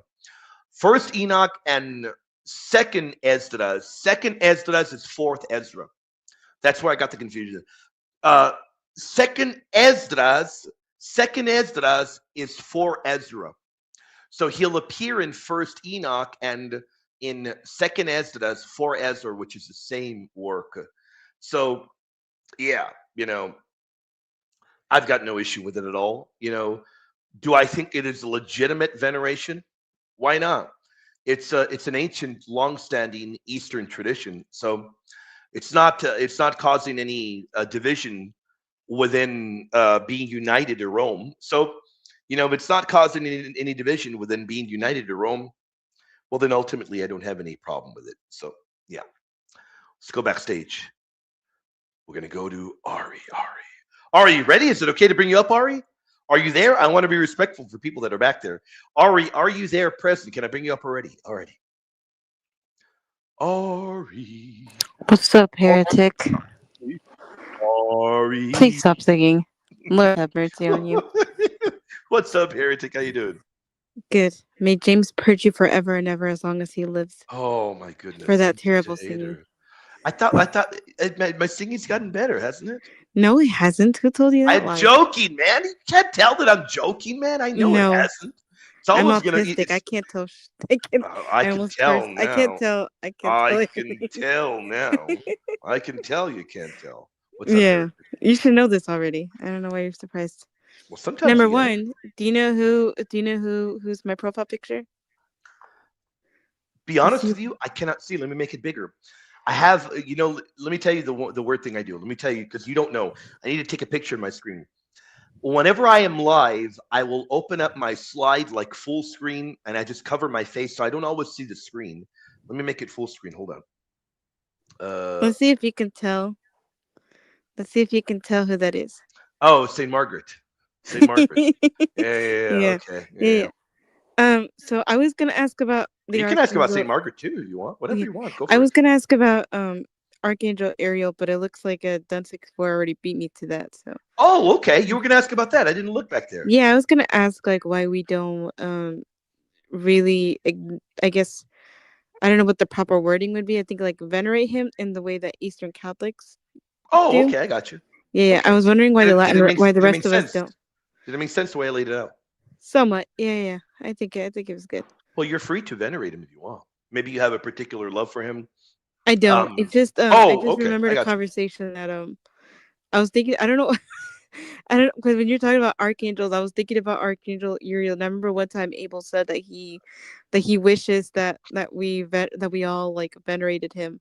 At Oh, one point, okay. I I think I got was you. having a conversation with Abel, and I think like he I mentioned got that, you. Okay. and that's why it just reminded me, and I was like, I Because I think think I'm that's just his gonna, first name or middle name or something, right? yeah, yeah, yeah. Gotcha. Yeah. Gotcha. Gotcha. Gotcha. So that's why I was gonna ask about that, and then I was gonna ask about Saint Margaret of Antioch. So I Sure. know I talked to you earlier about how I have a friend from Egypt who they have a church that's called Saint Margaret, Saint Margaret, and it's Absolutely. obviously with her, and they claim to have like her right hand as a relic. Hmm. Now I was reading up on her, Yeah. and I was seeing because I know I told you that like supposedly she was known for slapping Satan, which is kind of Yeah. cool to think about. But like, then you told me like it was a legend, and I did look that up, and like I was kind of disappointed that like there was no verifiable facts that she actually slapped Satan. Sorry. Um, but but I also was reading, and there are some to believe that she was actually not even a real person in general as well. That okay. Well, ask whatever you want to ask, and I'll start answering. So I was gonna ask, like, what do you think? Because I don't know how much research you've actually done A on lot. her, how much you actually know about her. A lot. But I am curious to know, like, whether you agree with the fact that she might not have even been a real person. And I'm also curious, why did we remove her from? I I think I want to say from like a liturgical calendar of some First sort. off, let me ask you this: is my audio clear? Because I'm nowhere near the Yeah, computer. Is it okay? Okay. Just let me know if it begins breaking up because I came to the kitchen to get me yeah. a drink. Um. Okay. So on the first point, um, she is a real historical figure. Okay. That cannot be denied. She is. Now, I'll tell you why the liberal scholarship tries to doubt her existence. The reason liberal scholarship will doubt her existence is because there is no doubt that uh, a lot of legendary accounts have crept into her real life. A lot of them. Now, you told me about her slapping Satan. The issue is this. The issue is that story has evolved so many times over the centuries that we simply don't know. Some accounts say Satan, some say a demon, some say evil forces. There's just no single account. And the account of that is very late and very legendary. So, because there are so many legendary accounts that crept into her real life, people then began to doubt that we could even know anything about her. It isn't a matter of whether or not she existed. It's a matter of can we know anything about her life? Now, Ari, can we know anything about her life is another question. I am of the opinion that there's very little we can know other than that she died a martyr's death because she was included in the Roman martyrology. So That is quite significant. She was in the Roman martyrology. Now, that is important because the Roman martyrology would catalog people that gave up their lives for the faith. So, even though we know very little about her, we know enough to know that she was a holy widow. Um, uh, and, being a holy widow, I'm trying to think, was she a holy widow? I No, believe no, she she was. wasn't. No, no, no, no, no, Yeah. no, no. I'm thinking of a I know different this. martyr. I know She was that a she's a patron virgin. saint No, in she was a regards. virgin. No, Yeah. no, she was a virgin martyr. Forgive me. I'm thinking of a different one. No, she was a holy virgin saint. She was a holy virgin saint. Um, and she was placed in the Roman martyrology. Why was she dropped from the universal calendar? Now that's a whole other question. There were many that were dropped from the universal calendar. Now, it doesn't mean that they're not real saints. It doesn't mean that the church um, doesn't permit you to venerate them. It just means that after the reforms that were done by the concilium, many of these saints' names were dropped from calendars. Another one would be Saint Christopher. Um, and many people feel very strongly about that. But at the end of the day, the church says, look, we don't know enough about these figures. So we'll venerate them when we venerate all martyrs. Now, that's going to get into the really thick of it, and that's going to tick off a few people. I know that does tick off a few people I know who say, well, the fact that they lost their feast day on the universal calendar, and now we remember them when we remember all martyrs just isn't fair. I hear you. I hear you. I understand it. But just because she's not on the universal calendar doesn't mean that she didn't exist, and it doesn't mean that she can't be venerated. Mm.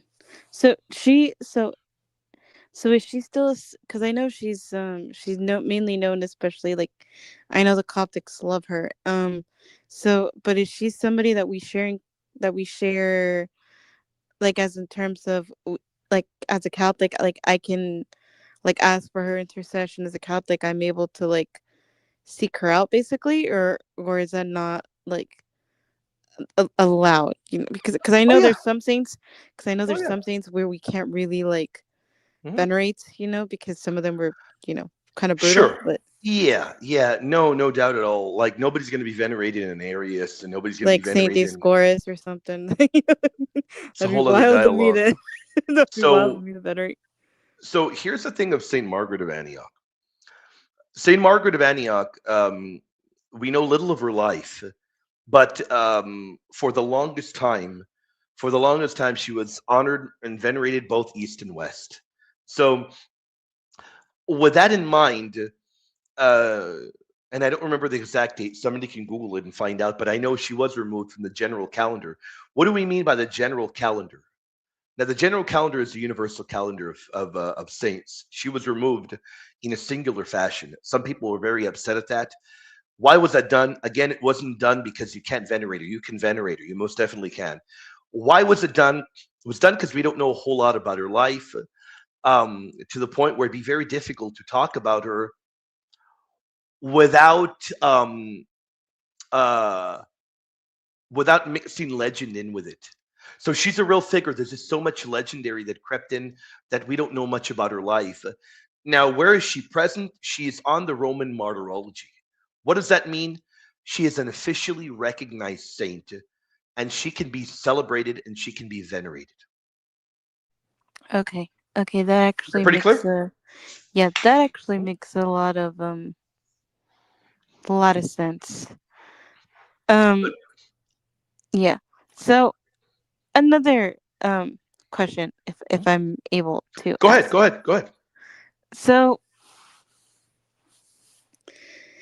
I do wonder because I know you were talking to Brandon earlier in the morning, and he's talking about how he's Lutheran, and so I am very curious to know um so with so I guess what so can you, because I'm actually very confused, so what is their actual view in terms of the Eucharist? Like, what is their actual official view, and where are they getting this view? I guess if you can clarify for me. Well, he laid it out for you, even though he tried not to lay it out as consubstantiation. It is that Christ truly is present in the Eucharist, but there also remains bread and wine present along with alongside Christ. That's what consubstantiation is. And let me see if I can actually find. And can you Uh, do like a can you do a brief like side by side, like comparing like in terms of in terms of the Lutheran view and in terms of the Catholic view? yeah, no Yeah. doubt. Okay. You want me to tell you what transubstantiation is? Yeah, yeah, because I want to make sure I'm understanding it correctly, but maybe I'd rather you kind of explain it so that way I get an idea what the Let's do difference is. transubstantiation first. Okay. All right. Let's Sounds do good. that one first. And I'm not going to go very in depth. I want to go brief because then you can get lost if you're barely learning. So for people barely learning, I want to break it down in the simplest way I can. So what happens there at Mass at the consecration, the substance of the bread and wine is changed into the body, blood, soul, and divinity of our Lord. Remember, body, blood, and soul, and divinity, because we're not, and I know this is, I'm not joking, I'm just saying it so we can understand. We're not Nestorians. We're not going to divide up Christ. So he truly is present, body, blood, soul, and divinity, while the appearances of bread and wine remain. What are the appearances? The appearances of the taste. When you go up there and you get the host, it tastes like bread, right? Right? Yes. It looks like bread. It has the Yes. texture of bread. It has the Yes. weight of bread. So Yes. that's what the appearances are. I'm not going to go into the weeds of accidents. I want to keep it very basic level. So that is transubstantiation. The substance, which is the true reality of the bread and wine, is changed into the body, blood, and soul and divinity of our Lord. That is transubstantiation. That's what all of the early church fathers taught that. They may have used different terminology. They may have used the Latin fathers, may have used terms like transmutation. Um, the Greek fathers may have used terms like metabolin, metabolo, metausias, but it all means a change of substance. They all mean that. Now, what is consubstantiation? And do Lutherans like you telling them that they believe this? They hate it. That's why Brandangelo got upset earlier, even though he was very respectful. They cannot stand it. They do not like the accusation. And I understand why, because Luther probably didn't want to articulate this in such a ridiculous manner. But why did Luther err? First off, let me say this. Luther erred because Luther's grand hatred of Catholicism forced him to deny transubstantiation. He had to. He didn't want to give any credit to the Catholic Church because he was filled with such hatred and anger. So rather than giving the Catholic Church credit on transubstantiation, he had to try and say that they even got that wrong and try to nuance it. So his nuanced form was that Christ's body and blood are truly present. Now pay attention, okay? In, with, and under the bread and wine. So it's very simple. The bread remains bread, the wine remains wine, but the body and blood are present alongside them. That's all it is. Oh, You got okay. it? Okay, I see. I see That's why I the told issue you. now. Think of it like in Spanish. This is very easy for you, Ari. Con. What does con mean? It means with, right? Yeah. There you go. So this is an easy one. You're always going to Um, remember it now. Think of con substantiacion, so con consubstantiation, with. Bread remains bread, wine remains wine, body and blood are with them. okay, so Con. that would be the difference is the fact that they believe it's with it. Like, I guess not necessarily, almost, I would say almost a similar idea, but not exactly then It's to very different. transubstantiation. It's just other than the fact that they believe that that it's, so they believe there is true presence, but it's just their view is kind of twisted, I guess, to per se. It's very twisted. And Luther never used the term consubstantiation. I look, my Lutheran friends, I'm very respectful of them. And I'm very honest with Luther's works.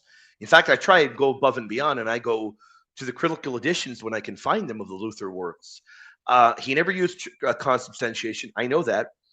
Uh, but what he did do is he talked about Christ's real sacramental presence. Notice, Ari, that when you hear me use the word real presence, you're always going to note that I don't use it the way most people do.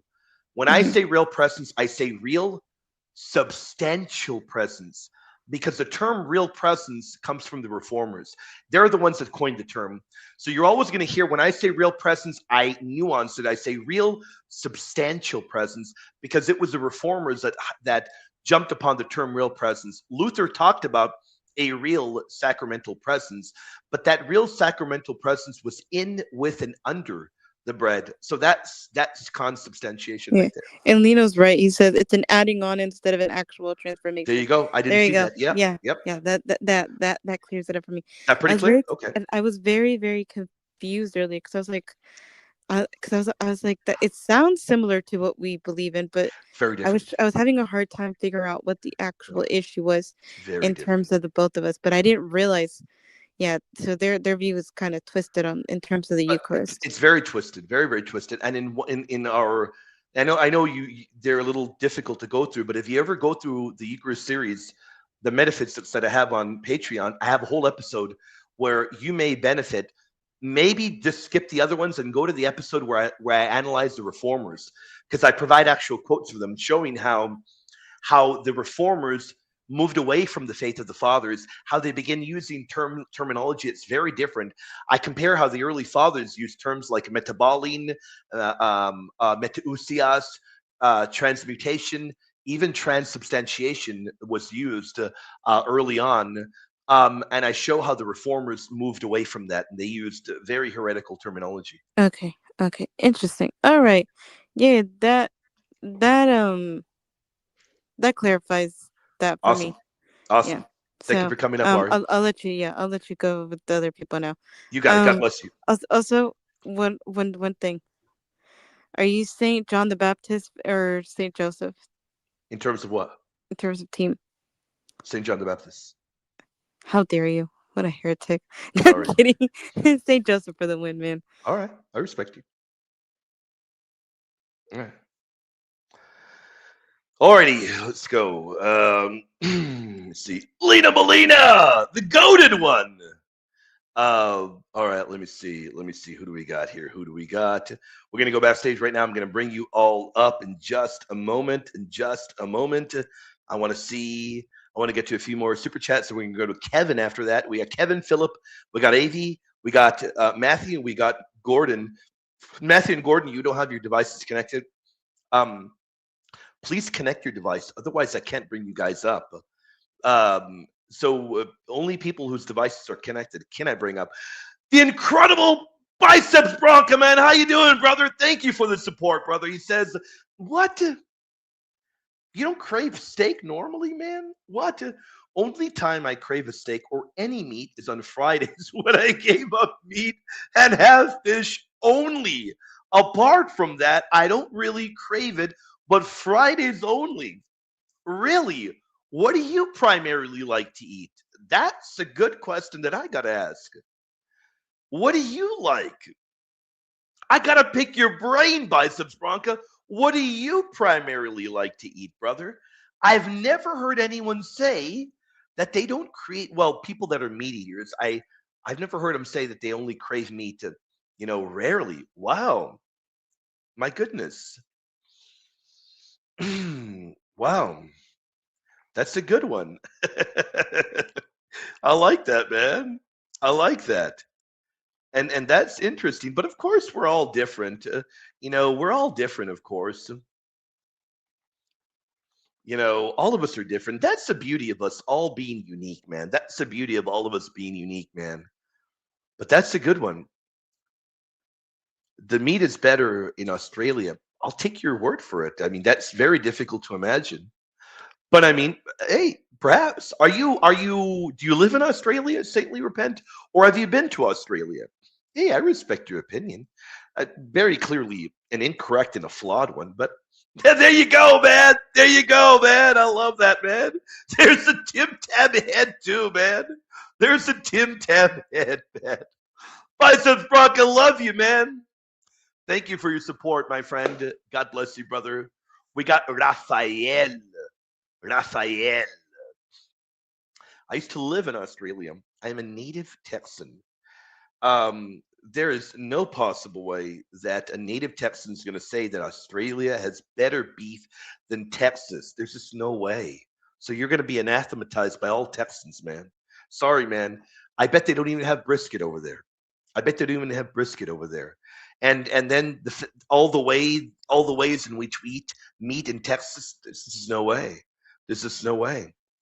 Uh, yeah, there's no way, man. Bum-bum-ba-da-da-da-dum. What a heretic you are, saintly repent, but I love you. Here we go. It's a good one, man. And then we're gonna answer this, then we're gonna go backstage. Thoughts on Satan tempting or deceiving angels to fall with him, but the seraphim and the thrones remained on God's side. Huh. Okay. Now, here's the one thing that we don't read in the Bible. The Bible doesn't describe, there is no description in the Bible um, as to how Satan led other angels into rebellion. You know, the Bible does show you, sacred scripture shows you that many angels fell with him, but it doesn't show you the exact precise method and give you every kind of detail, Raphael. By the way, Raphael, thank you for the support, my brother. Now, Satan sinned first through pride. We know that. Um, and that's traditionally shown to us in the Old Testament. We can see that in the Old Testament. And the book of Revelation shows us he's conquered, he's defeated, man. So, what did Satan do? Well, um, we know that he persuaded, is that the word we'd use? Persuaded or influenced other angels to join in his rebellion. Um, and let me show you where that is. And let me show you where the fathers interpreted that. Let me show you. Let's open up Revelation. It's actually in Revelation 12. Let me show you. Here it is.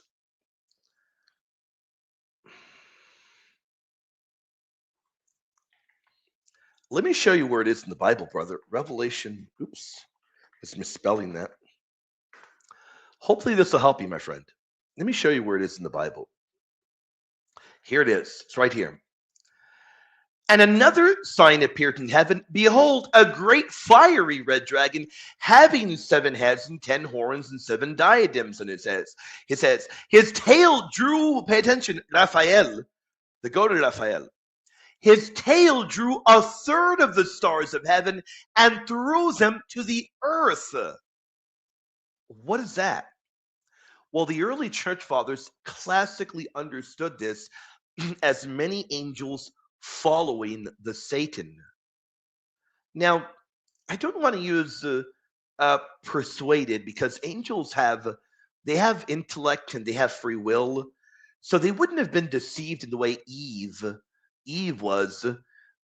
So could he have influenced them? He could have influenced them, but they knowingly chose to rebel against God. They knowingly chose. That's why the angelic will's fixed. They cannot repent. They chose their destiny long ago. They chose their destiny, and their destiny was one of rebellion. That was fixed early on. So we know that.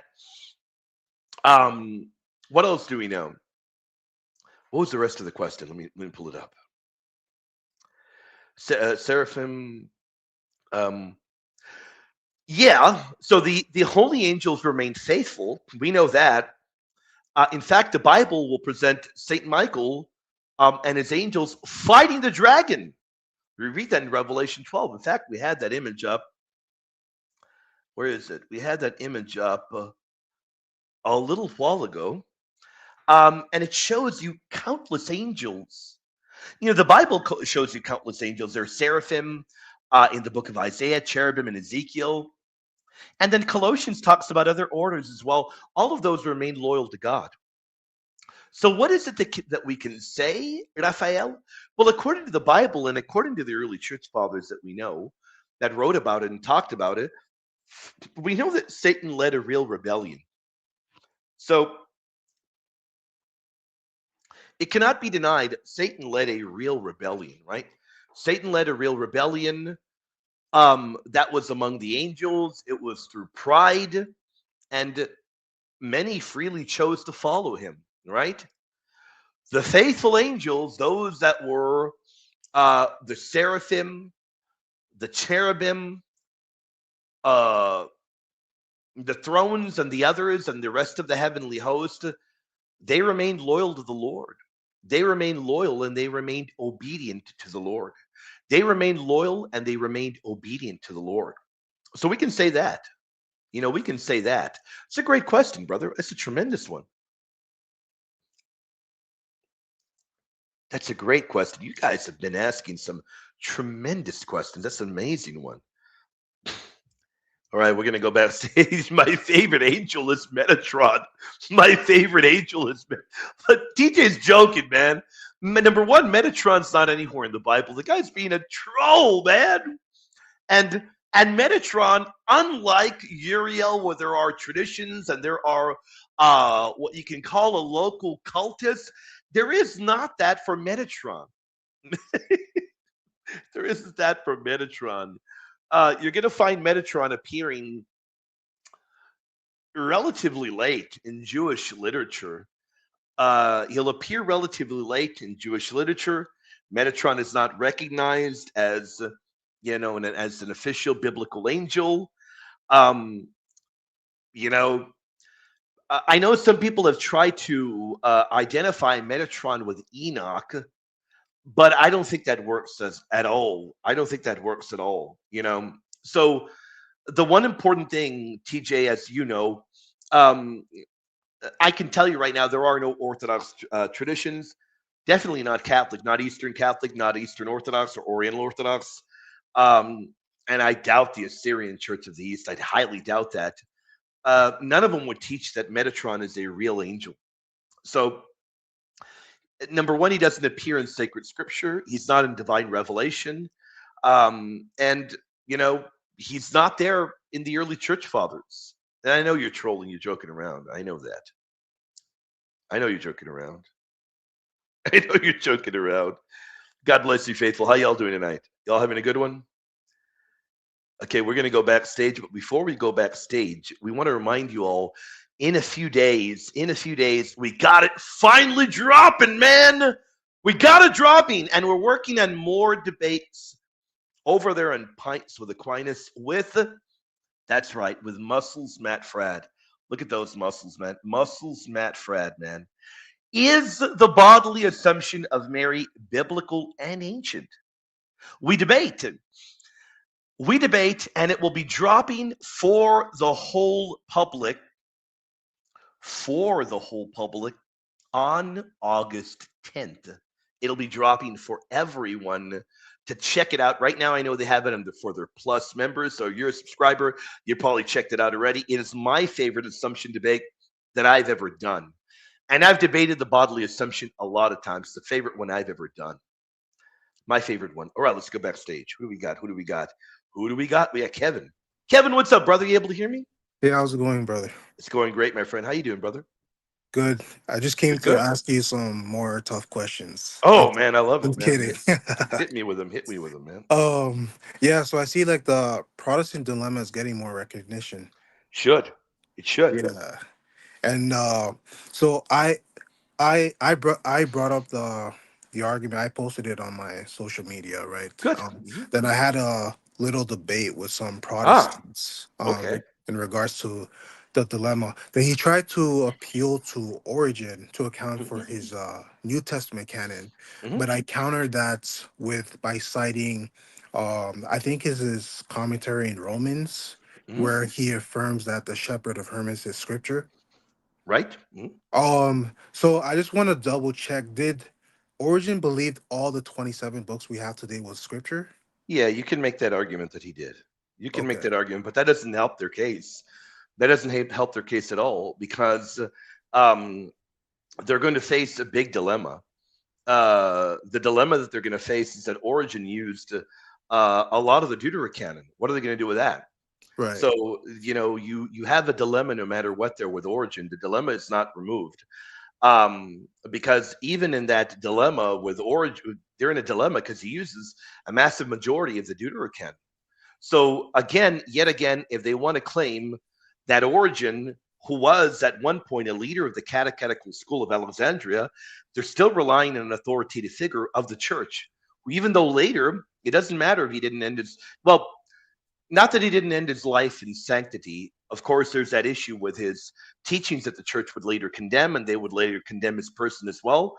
Yeah. But either which way, you're dealing with somebody that was a leader of the Catechetical School of Alexandria, was a titan of a figure, and was part of the Catholic Church.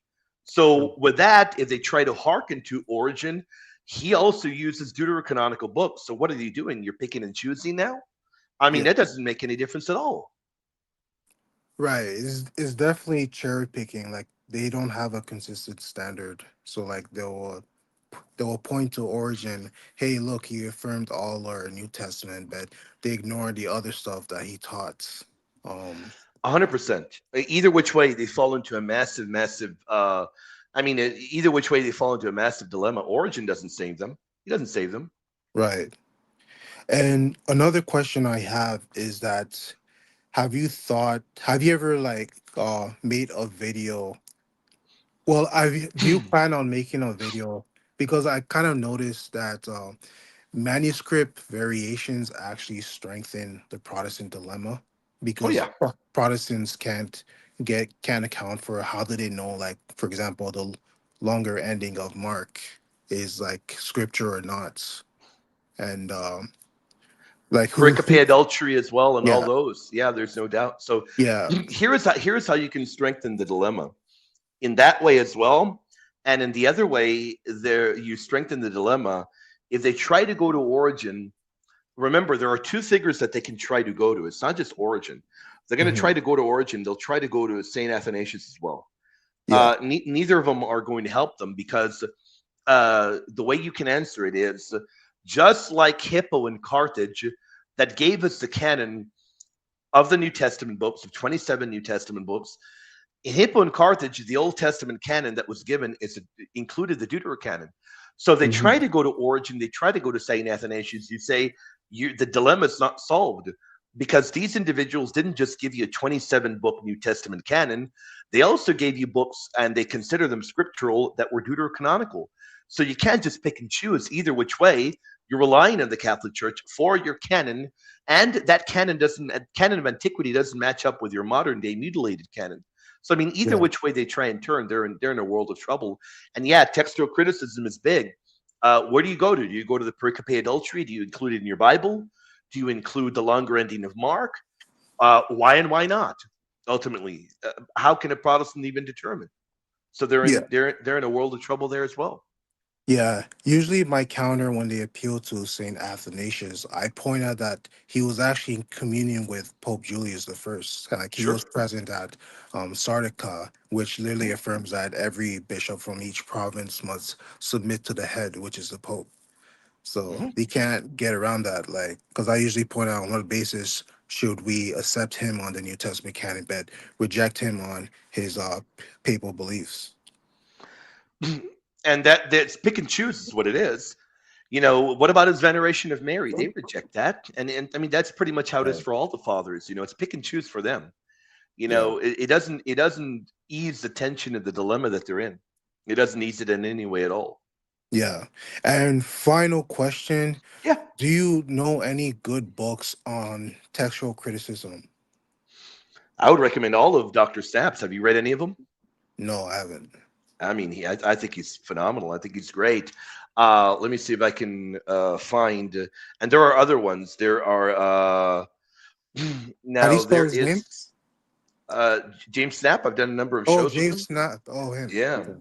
Yeah. Uh, there are really good ones. Now I can give you beginner level ones I think that are really good that I recommend you get a hold of. Yeah. Uh, really really good one would be get all of James Snap's books. He's very kind. He'd even give them to you for free if you wanted. Get a student's guide to textual criticism of the Bible. That is a really good one. Okay. Another book that I highly recommend. I think it's called When God First Spoke Greek. Let me see. No, I was wrong. When God Spoke Greek. Oh, wow. Tremendous book. Now, I want to warn you, Yeah. textual criticism books, they're not always written by people that are devout Catholics or believers. So Mhm. go into it with a goal of learning about textual criticism. Don't go into it to get your Catholic faith strengthened. Yeah. Understand that. When God spoke Greek, the Septuagint and the making of the Christian Bible is a tremendous one. That is a standard that I recommend you own. Here's another one that is on my library shelf, and it is a standard one. Back when I was first learning Greek, this is one of the best books that I always recommend. If you can find it affordable, I'd recommend it. Man, it's gathering dust. There's the issue. This is one of the very best ones. Um, it shouldn't intimidate you. So I've got a lot of dust in it. As you can see, I've read it probably a million times. Um, It'll give you a general view of how textual criticism is done in terms of manuscripts of the Greek Bible, and I mean that's the title of it. It's called Manuscripts of the Greek Bible.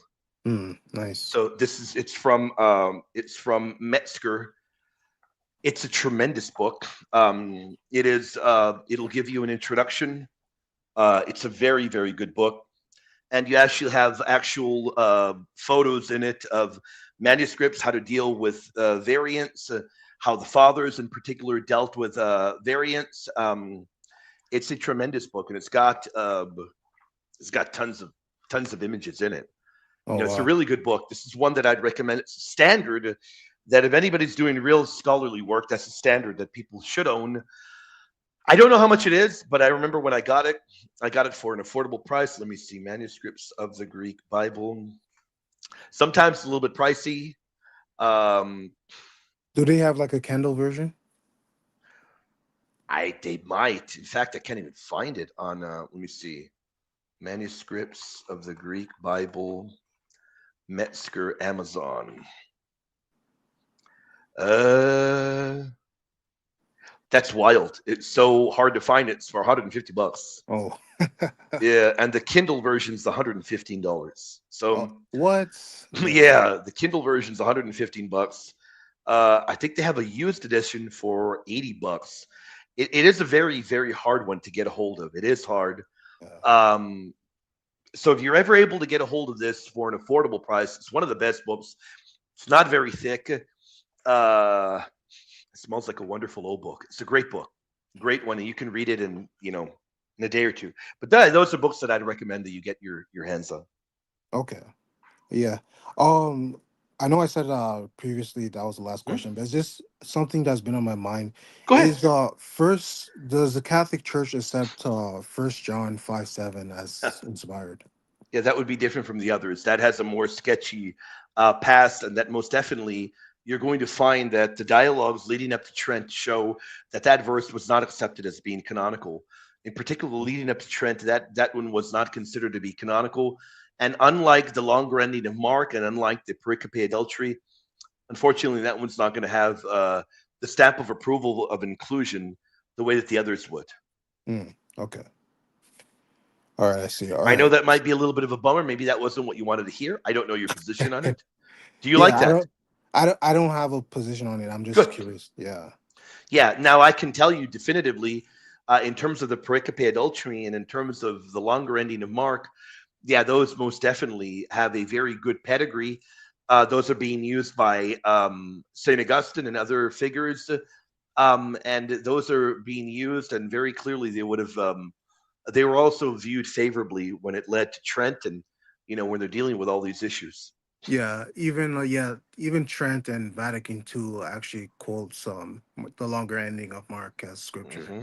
Yeah. Yep. All right. Yeah, that's all I have. Was that helpful, brother? Yeah, it was very helpful. Thank you. Awesome. Hey, brother. God bless you, my friend. We'll talk soon. We'll talk soon. God bless you. Hey, take care, brother. Mhm. Awesome, awesome, awesome. So yeah, so that's a great one, though.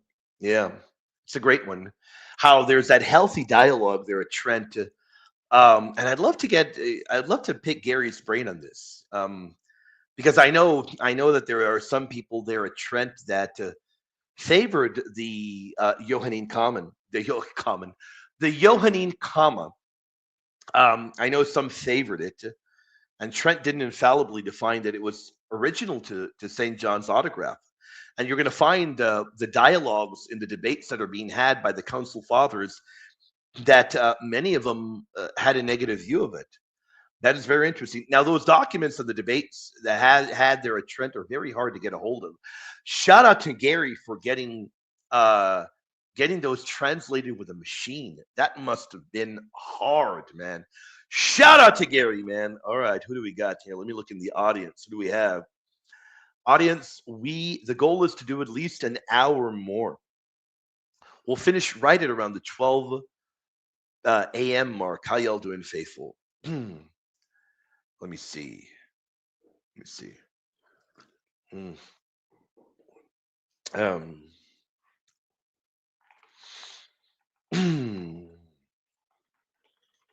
Okay. Biceps Bronca, man. How you doing, heretic? Okay. Yeah, I see a number of people backstage.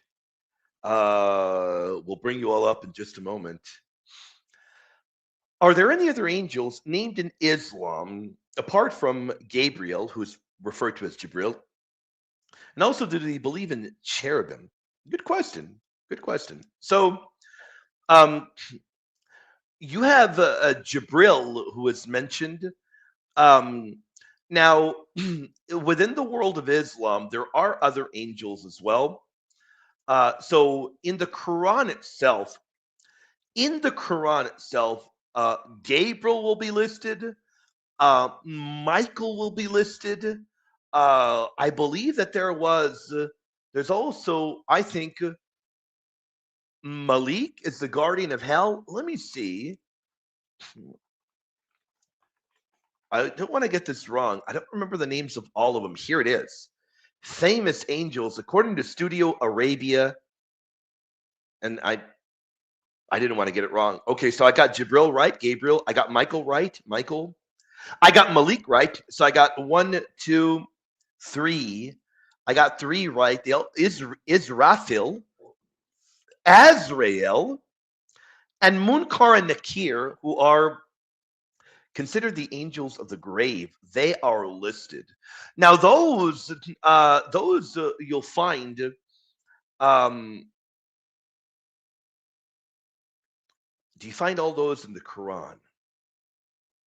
That's a good question, because I know that there are angels that are also.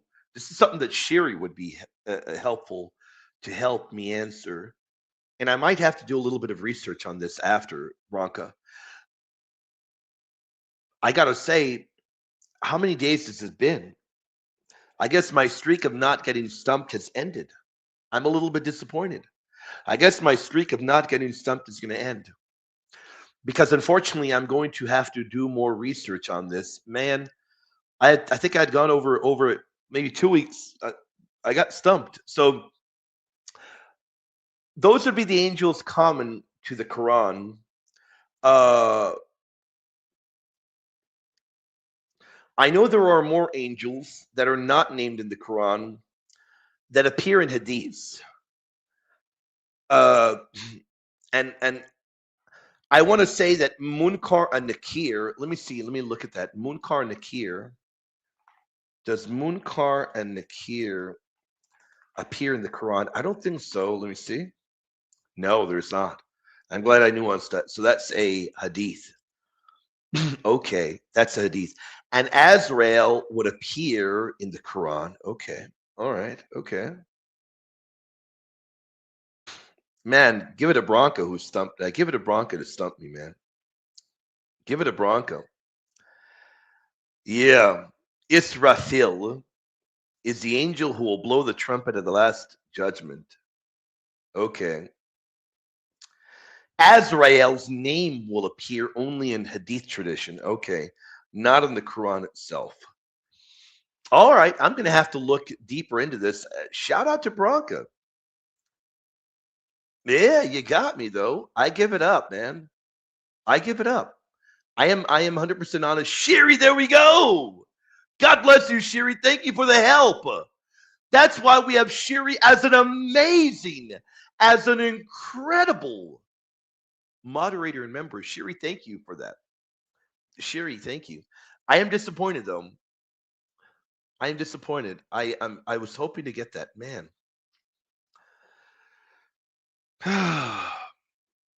I think it had been over 2 weeks since the question actually stumped me, but that's okay.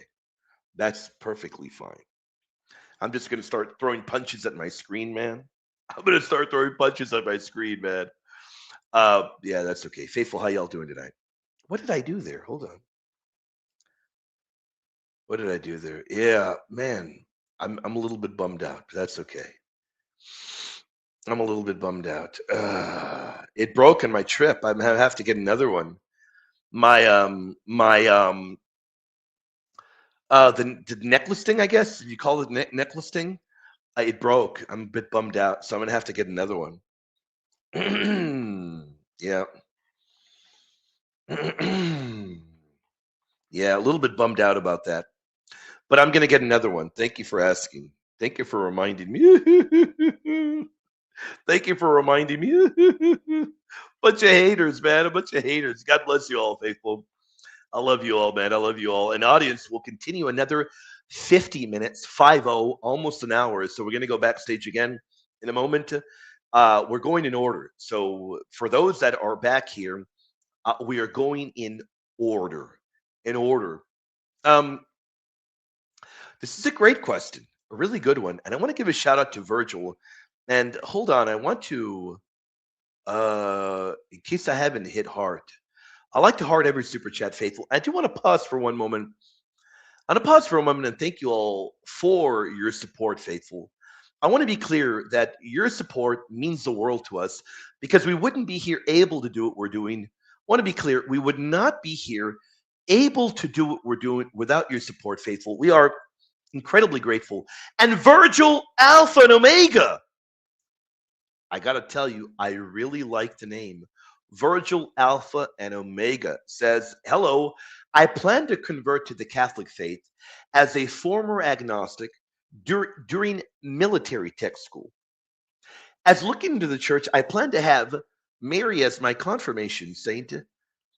As a male, is this frowned upon? Absolutely not. Absolutely not. There are many priests, many men that have done so. You most definitely can choose our Holy Mother Mary as your confirmation patron saint. There's nothing wrong with that. Many Catholics do that. There is no requirement saying that you can't do that. In fact, she is the greatest of all the saints. There's nothing wrong with that. In fact, Mother Mary is the mother of God. And um, she's a great model to pick as your patron saint. She is the first and the greatest disciple of the Lord, perfectly obedient to the Lord. She was present there at Pentecost, showing you an amazing example of a truly heart-warming, spirit-filled follower and disciple of the Lord. So I think if you pick her as your patron saint, that's a great choice. Yeah. I mean, she serves as a great model. Um, she serves as a tremendous model of real faith, real faithfulness, real humility, real purity, and really trusting in God's will is what I'd say. So, yeah, I'm totally with you there. Yeah, I mean, in fact, you can choose a. Did you know that you could choose a Marian title as your patron? What do we mean by that? What do we mean by that? We mean you can choose Our Lady of Guadalupe, Our Lady of Fatima, Our Lady of Lourdes, Our Lady of Mount Carmel. You can choose any of those. So that's great. Virgil, I hope that our work here has been able to help you, hopefully edify you, fill you with the love of the Lord. We're definitely praying for you, my friend. The Lord bless you and thank you for your tremendous support, brother. Oh, I love it, man. Do you have any upcoming debates? My wife and I have been praying for you. God bless you. ML Ross. I hadn't seen you in a minute, brother. Where you been? Every time we see ML Ross, the guy makes me want to hit the weights, man. I see the guy and look at the guy. He's looking at you like, the guy makes me want to hit the gym, man. But we're not hitting the gym till tomorrow. Today, we already hit the gym early on. We annihilated those weights. We pulverized those weights. Man, even though William is cutting, I am cutting, I am dieting down. We're not going light. We're hitting the weights heavier than ever. We have ticked it up. We have increased our sets. We're doing more sets than ever. We're doing more cardio work than ever. So when I see that guy, the guy's like, man, William, get to the gym. I'll be back there tomorrow, man. I'll be back there tomorrow, Amal Ross. Brother, thank you, man. Upcoming debate, keep your eyes out. Your eyes peeled for this, my brother. This will be dropping in a few days for everybody to check out. My debate against Pastor Faraj on whether or not the bodily assumption is biblical and ancient. And then I have got another debate coming up in just a few weeks, right on Ari's channel. We're going to have a tremendous time. Oops, I can't share another image. Hold on, I got to remove an image. It will be on Sola Fide, and here it is. Here it is. Here it is. Hold on. Here it is. Here it is. M.L. Ross. Does James chapter 2, 24 refute faith alone? Does it do it? Well, I think you know the answer to that. I think we know the answer to that. And then after that, I will be debating multiple times. I'll be debating Dr. Shabir Ali, Dr. Yusuf Ishmael, Jake the Muslim metaphysician. We've got a lot of debates. In fact, my schedule is jam-packed from here to the end of the year. Jam-packed. We'll be doing conferences. We'll be doing traveling as well. M.O. Ross, brother, please pray for me. Continue to pray for me. How is Mrs. M.O. Ross doing? Haven't seen her in the chat. Isn't she bilingual? Has she enjoyed our Spanish material, brother? Thank you for the support, brother. God bless you, brother. Mm-hmm. Oh, this is good.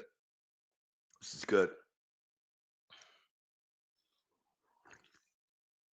Mm.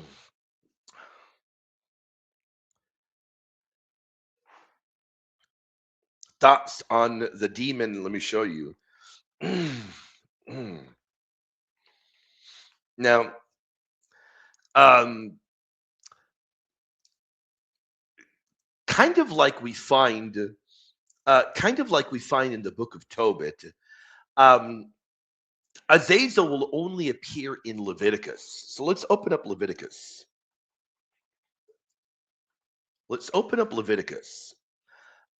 Lena Molina, great question.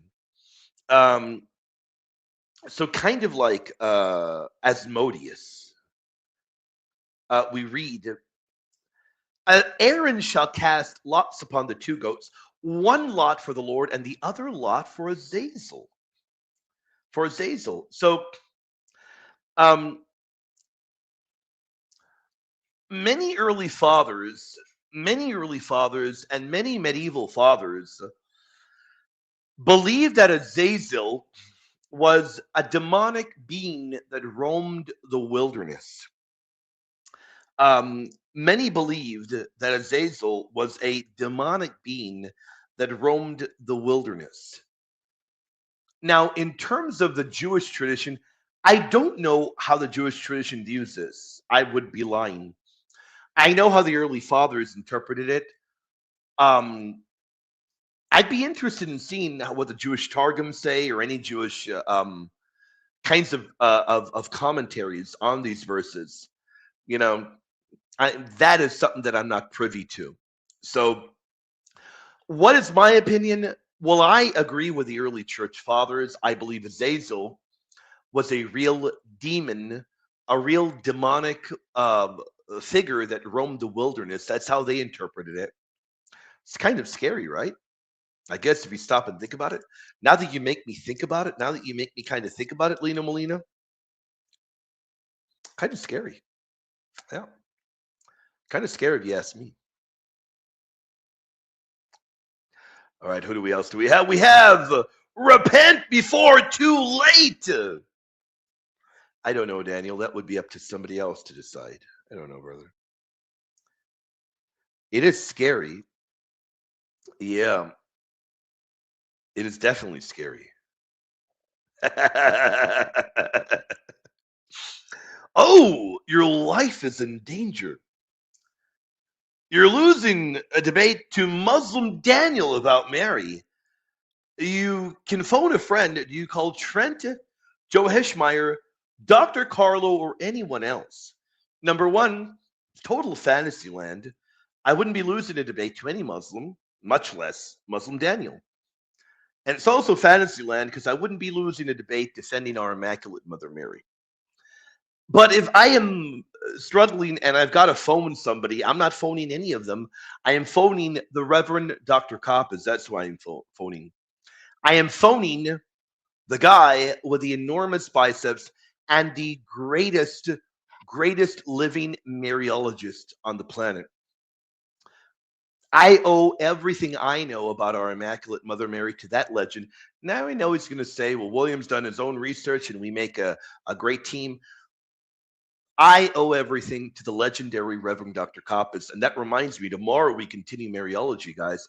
Tomorrow, Dogmatics and Mariology continues for our Patreon supporters. So let me pull the link out. For those of y'all that have not checked this out yet on patreon.com, you're not going to want to miss it. Tomorrow, we got that coming up, man. And boy, will that be fun.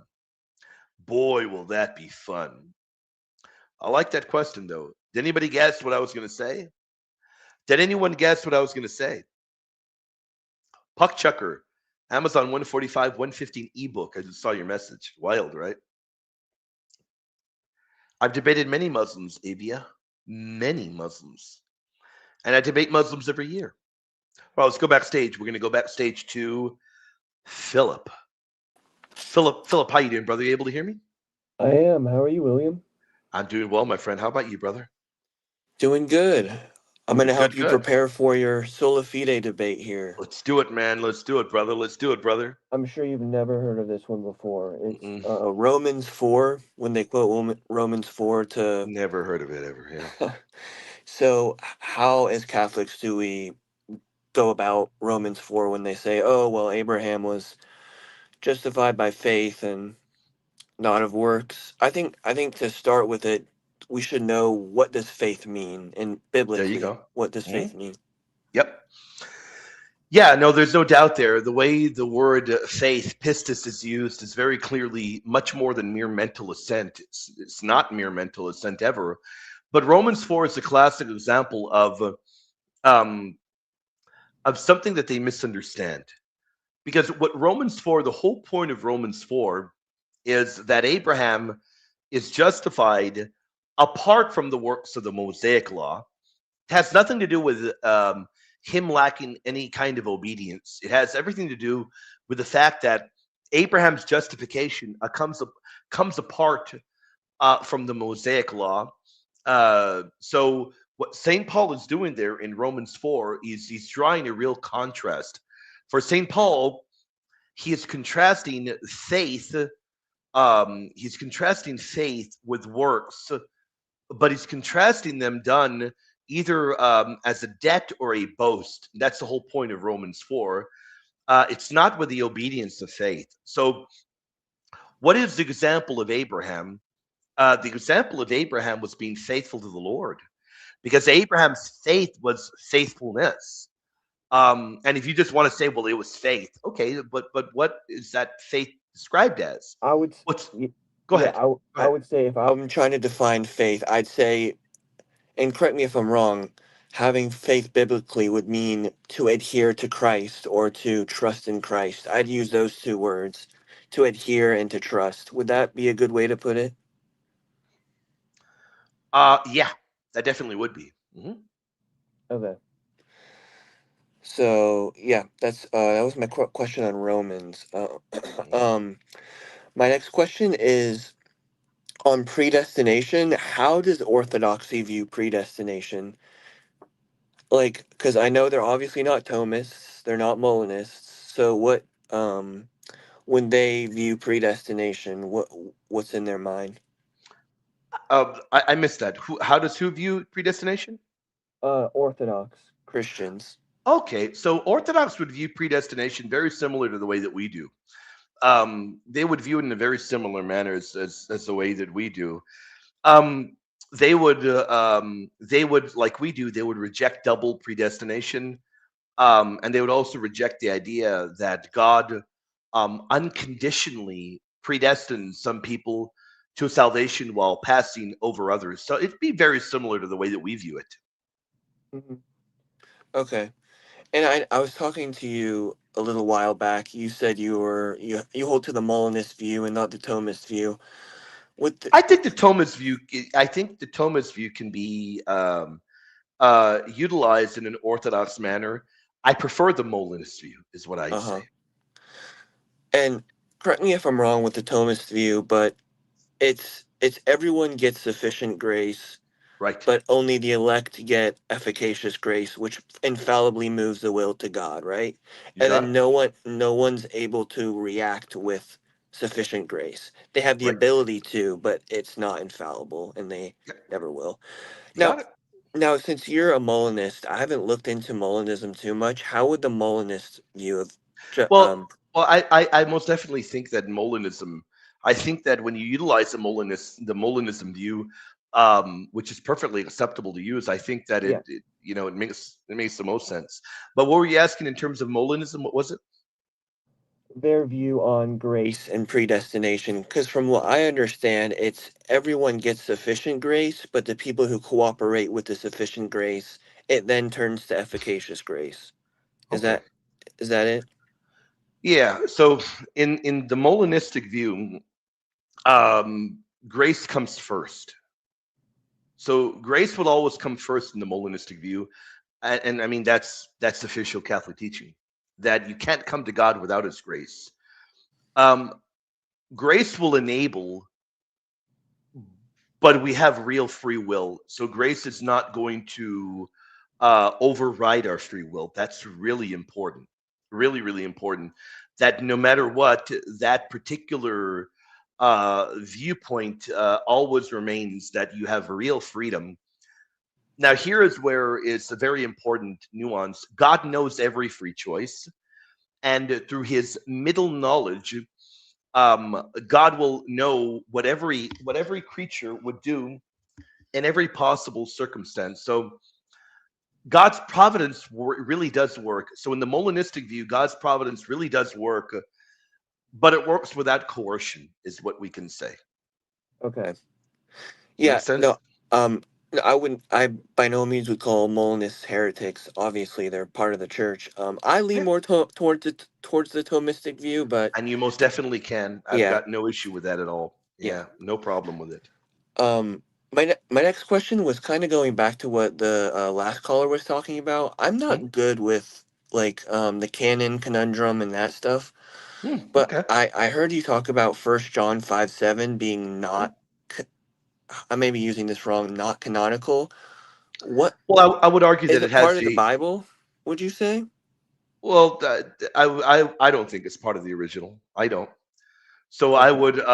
I would say that most definitely, unlike the pericope adulterae, um, and unlike the longer ending of Mark, it doesn't have as ancient a pedigree, so it's much more difficult to make a case for the Johannine comma than it would be to make a case for the longer ending of Mark and the pericope adultery, which can be found from the earliest of times, utilized by the fathers. So that's one particular thing that I would say.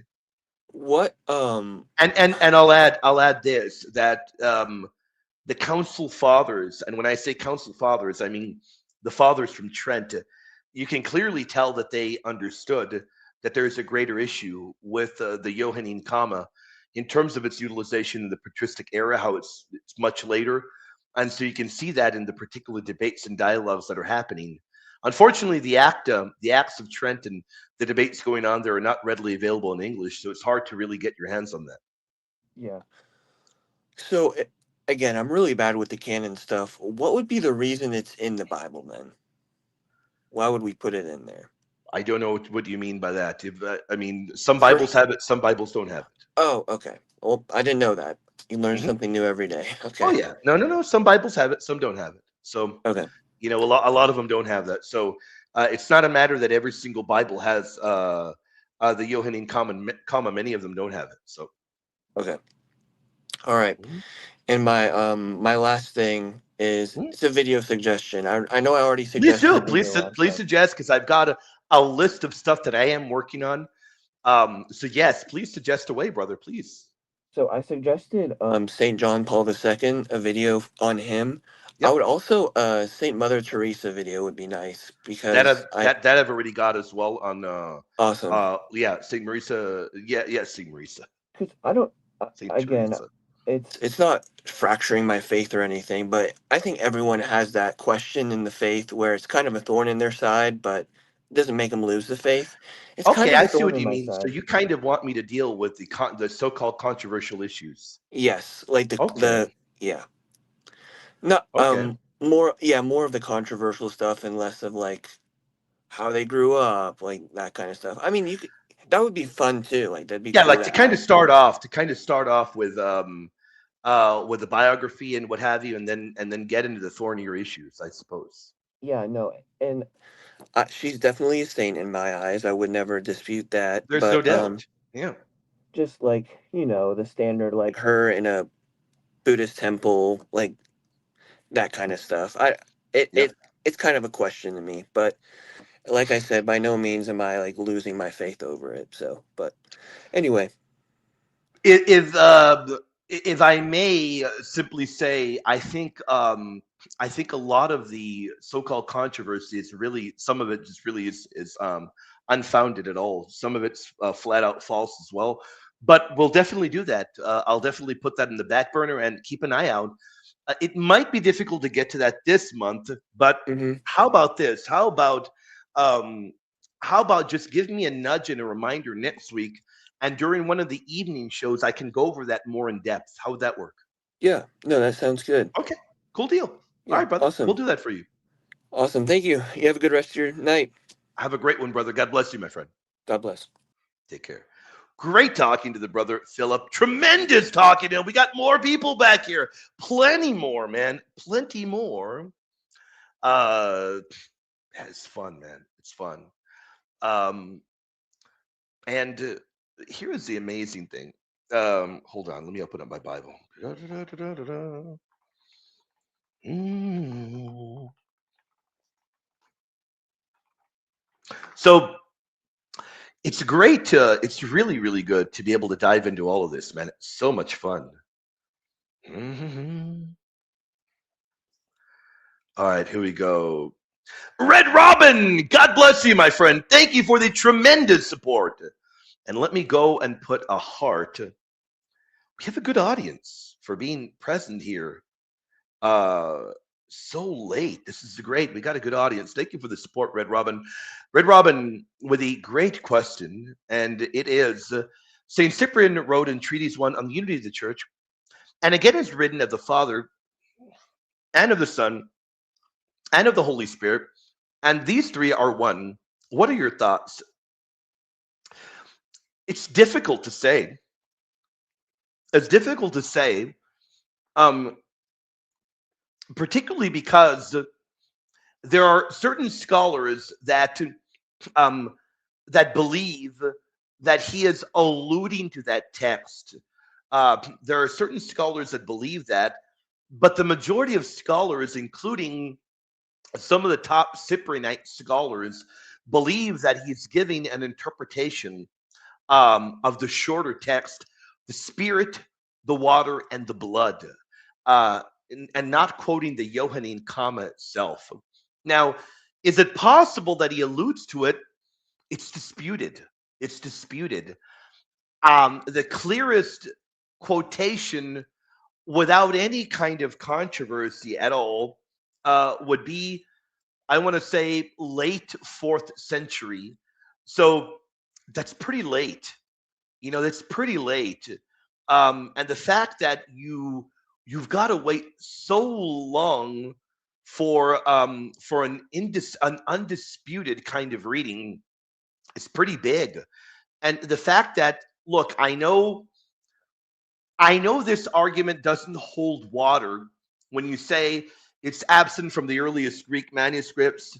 It's absent from the earliest, let's just say Latin. I'm not sure about the Latin. I know it's absent from the earliest Greek manuscripts. And somebody may make that argument for the pericope adulterae, and they may make that argument for the longer ending of Mark. But what helps the longer ending of Mark, and what helps the pericope adulterae, forgive me, in terms of its pedigree, is that it's not absent in the early fathers. So there is that difference there. That there's a double doozy here for the Johannine comma. The Johannine comma is absent in the earliest Greek manuscripts and earliest in the earliest Greek fathers. When they're discussing the Trinity, it would have been one doozy of a quote to use during the Arian debates. So, and it's not. It isn't trotted out, and it would have been one tremendous pillar of a text to have utilized. And the Greek fathers don't utilize it. So absent from early manuscripts, absent from early Greek fathers, it's just too late. Even if we say that Saint Cyprian alluded to it, that wouldn't prove, or even if we say Saint Cyprian flat out quoted it, even though that's debatable, it still wouldn't prove that it belongs, that it truly does belong in the canonical text. But I am willing to, if somebody comes back and tells me, if somebody comes back and says, well, hold on, William, I have more proof, I'm willing to change my mind. I am not dogmatic on this. If you come out and you say, well, hold on, William, here is some stronger proof, and I've got all these early church fathers, and I even have proof from an early council, I would be willing to change my mind. I'm not dogmatic on it. I'd be willing to change my mind. Yep. You guys are distracting me as I am. Okay. James loves to distract me as I'm live. Hold on. Okay.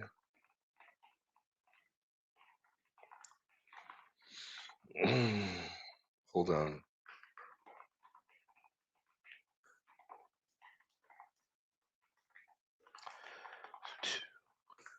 Loves to distract me as I'm live, man.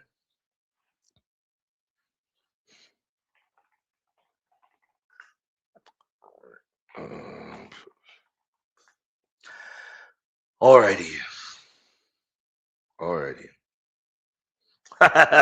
You know that, man. What a great one. In fact, let me go backstage and then we will get to that question.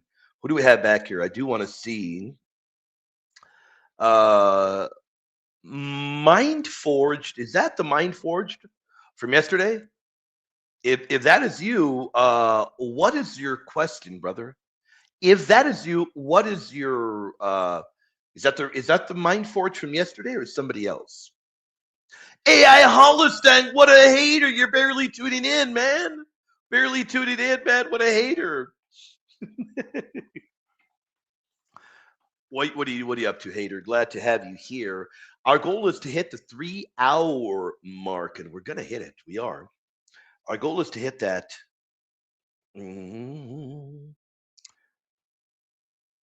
Okay, hold on.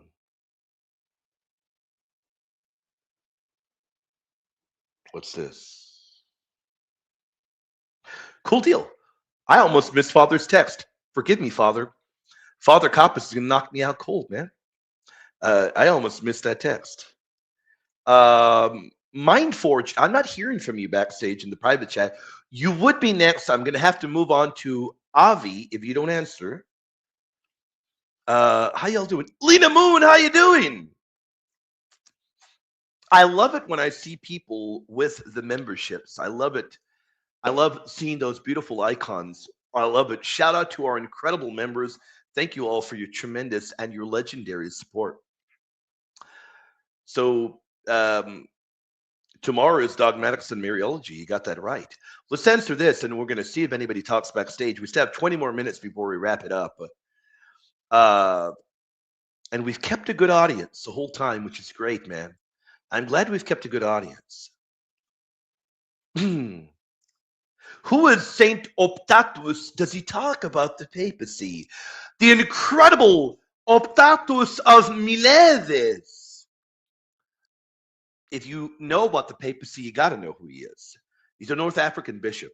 He's writing in the 4th century, and he's famous for writing against the Donatists. So he is famous particularly for writing against the Donatists. And in his dialogue of writing against the Donatists, he is known for defending the Catholic Church against the Donatist schism and the heresies. So in his works, in particular against the Donatists, let me see if I can find the quote. Let me see if I can find it for you, brother. Give me a second. Let me find it for you. Here it is. I got it. Here it is. Here it is, legend. Hold on. Optatus. Here it is. Here is a quote for you, my friend. Come on, man. Where is it? Here's a quote for you. Raphael, thank you for your support, my friend. I've always got to thank all of you, all faithful, because I want to be very clear. William would not be here able to do the theological work he does. I wouldn't be here able to write, to debate, to teach you all. It wouldn't be here without your support. I am incredibly grateful. And I mean it, faithful. William doesn't just say that. And maybe it sounds like a broken record, but it will sound like a broken record a million times, because I will thank every single one of you all. Every single one of you all, because your support allows us to do what we're doing here. Every single one of you all. And I appreciate all of you all like you have no idea, like you have no clue. Here's the quote, my friend. Here it is. The man, the myth, the legend, Saint Optatus. You cannot deny that you are aware that in the city of Rome, the episcopal chair was given first to Peter. The chair in which Peter sat, the same who was head. That is why he is also called Cephas Rock. Of all the apostles, the one chair in which unity is maintained by all. That is the schism of the Donatists. Now, what are the points that we want to focus on? And Raphael, thank you. What are the points? Number one, the chair of Peter is emphasized. Optatus says Christ first gave the episcopal chair to Peter, and that the bishops of Rome succeeded him. Isn't that amazing? He argues that real communion with the chair of Peter is a mark of the true church. And he condemns the Donatists for breaking communion with the church. That's a big one. That's a big one. Remember what he says. You cannot deny that you are aware that in the city of Rome, the episcopal chair was first given to Peter, the chair in which Peter sat, the same who was head. That is why it's also called Rock of all the apostles, the one chair in which unity is maintained by all. There you have it. So Saint Optatus is enormous. By the way, he wrote before the Titan Augustine. Do you all know that? Did you know that, Raphael? He wrote before the Titan Augustine. Before the patristic pillar, St. Augustine, he wrote. Complete legend. That's a great work, isn't it? Isn't that incredible? Repent before too late. How you doing, my friend? Look at me as Tim Tab head, man. Bunch of haters, man. You didn't know that, my friend? How you doing, Raphael? Hope you're doing well, brother. How you doing? All right. Here we go. Mind Forge. I don't know. There's like two different Mind Forged. Let me see if I can bring up the correct one. Let's see. Mind Forged. You able to hear me, my friend? Hey, yeah, it's me, Willem. Can you hear me? Hey, I can hear you, brother. How you doing, my friend? Hey, I'm doing good. You got me and my Great. family eating Tim Tams lately. There you go, man. I love it, brother. I love it, man. Make sure you hit the gym after eating those Tim Tams, man. You got to hit the gym after, man. Oh, yeah. Hey, I was just wondering, I was thinking about like what we were talking about yesterday Yeah. about the angels, and I was thinking metaphysically and everything about their Mm, nature, their essence. And mhm. so, I've been listening to, I don't know if you saw that interview recently on Sean, on show with Father I Rippinger have and not had stuff. the time. Sadly, I'm It's really so good. so You got to busy. see it. I'm But gonna look. I yeah, promise you. I promise I will. But I mean, look. Let me just give you. Let me give you a snapshot. Let me give you a snapshot into my life. In the morning, I did radio today. That was 3 hours. And then I had a break. Well, of course, I got to spend time with my baby girl. 3 hours there. Then I'm on Catholic Answers Live. That's 4 hours. Then before that, I filmed Patreon material for 2 hours. So where are we at? We're at 6 hours. And then right now I'm going on 9 hours today. Think about that. So I promise later on this week, by the grace of the Lord, I will check that interview out. Everybody's telling me how great it is. yeah, it was pretty good. Yeah. But yeah, so I just was wondering, I was thinking about it and how Yeah. how angels, we know that they aren't differentiated by accidents like we are, right? They're Mhm. differentiated by their actual nature. So they're all each different species from one another. And so if one, like if a fallen angel were to be like a guardian angel or some sort, and then I was wondering, like, because we're thinking about Molinism and all this other stuff where God uses his foreknowledge.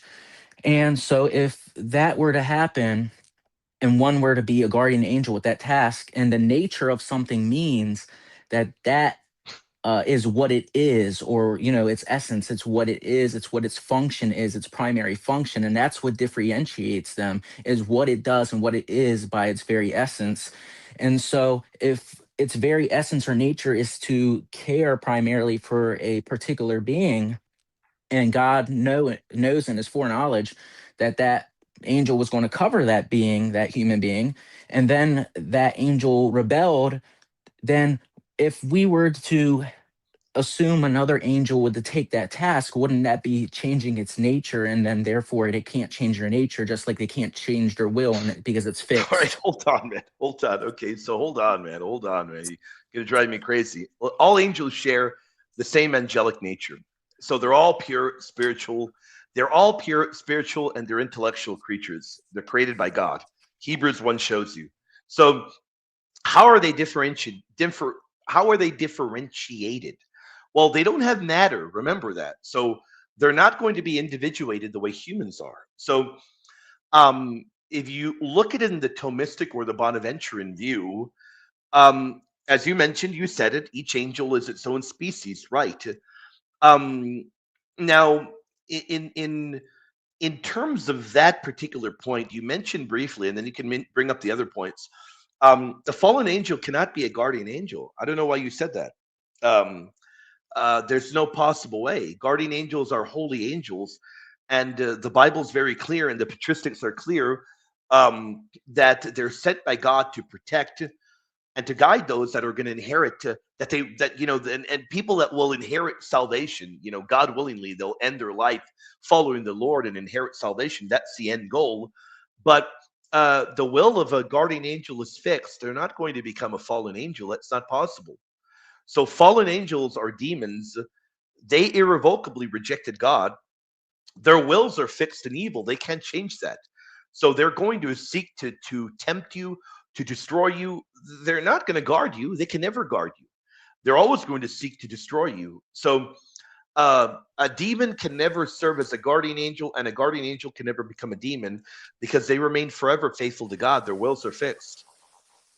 Right. Yeah, no, that's not what I meant. What I meant was before, like on their first choice, let's say one was created to be a guardian angel, but instead of fulfilling that task, they disobeyed God for a lesser good, and was because you know how Father Ripperger says that a lot of the lower choirs have fallen, and he thinks that Satan might have been a cherubim or something, and the seraphim are debated to whether fallen at all or not. But the lower angels, there's a lot of foot soldiers out there who were like part of the lower choir who fell. And so so some guardian angels, they chose not to take that task and to rebel against God on their first choice, and then their will became fixed. I'm not saying that they're guardians anymore, that they rejected that task, but I'm saying if we say so are there any humans that are protected, like are there So that's humans that. that don't, So yeah. so so I get what you're saying.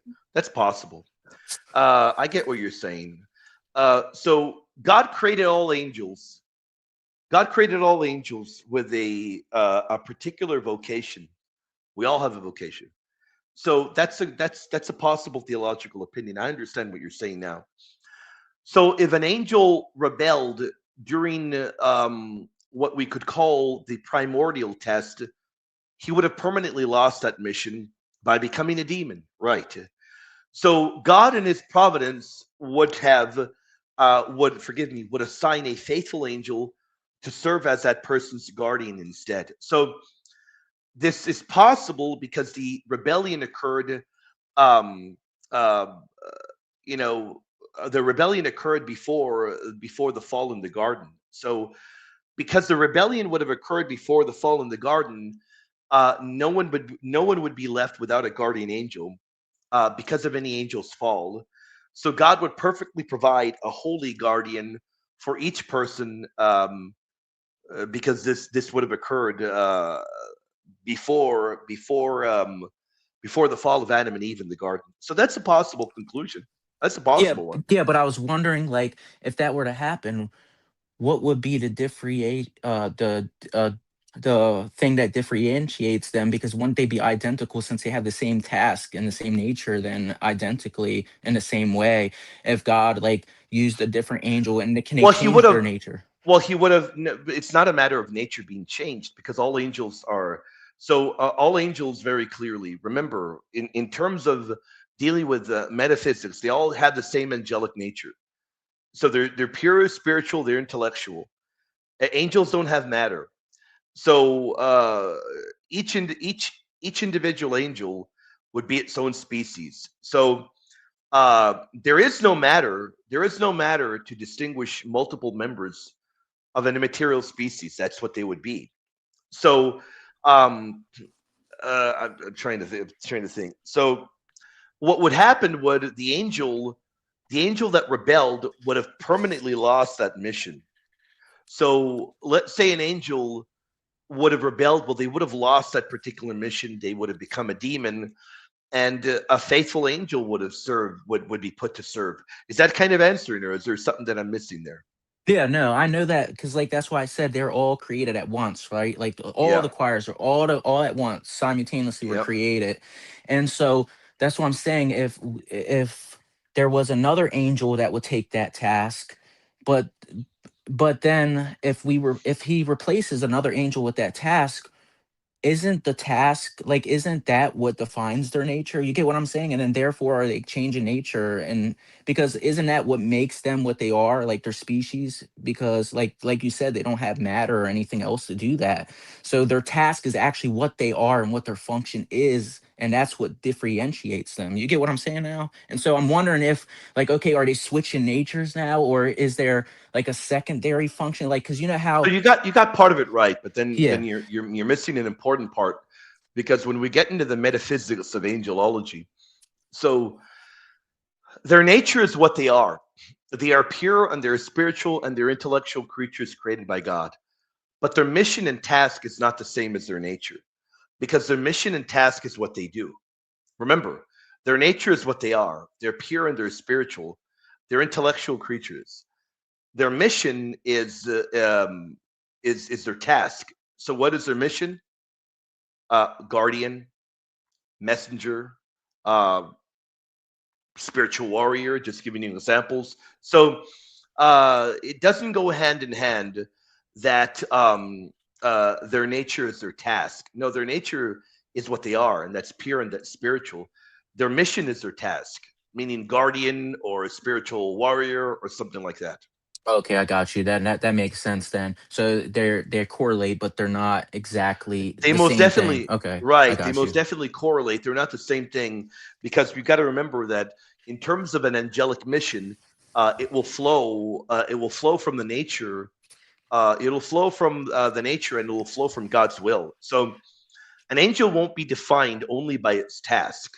So that's important to remember when talking about metaphysics. Alrighty. Well, I mean that's it. It Was that clarifies helpful, it for brother? me.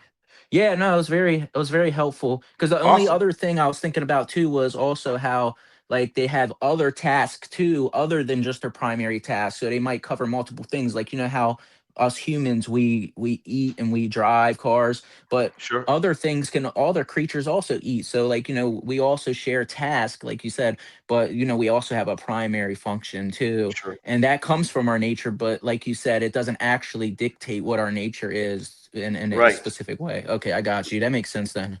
Right. Because in the Thomistic and the Bonaventuran view, each angel is its own species, and an angel's unique mode of knowing and serving the Lord would be intimately connected to what that angel is. So while their particular mission, let's just say their mission is to be a guardian or a spiritual warrior. Um, so while their mission doesn't create the nature, their nature will be perfectly suited to their God-given mission. Does that make sense? Yeah, it makes total Okay, sense now. All right, cool. awesome. Thanks, William. Hey, Take brother, care. God bless you. I'm glad I was able to help you, my friend. God bless you, brother. All right, thank you. All right, see you Take later. care, brother. God bless you, brother. See you later.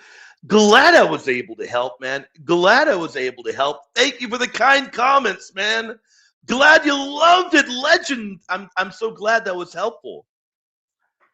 That's my goal all the time, to be able to provide helpful answers, audience. Shout out to the Peter, Peter Broyes, Tankalinas, and Abelard.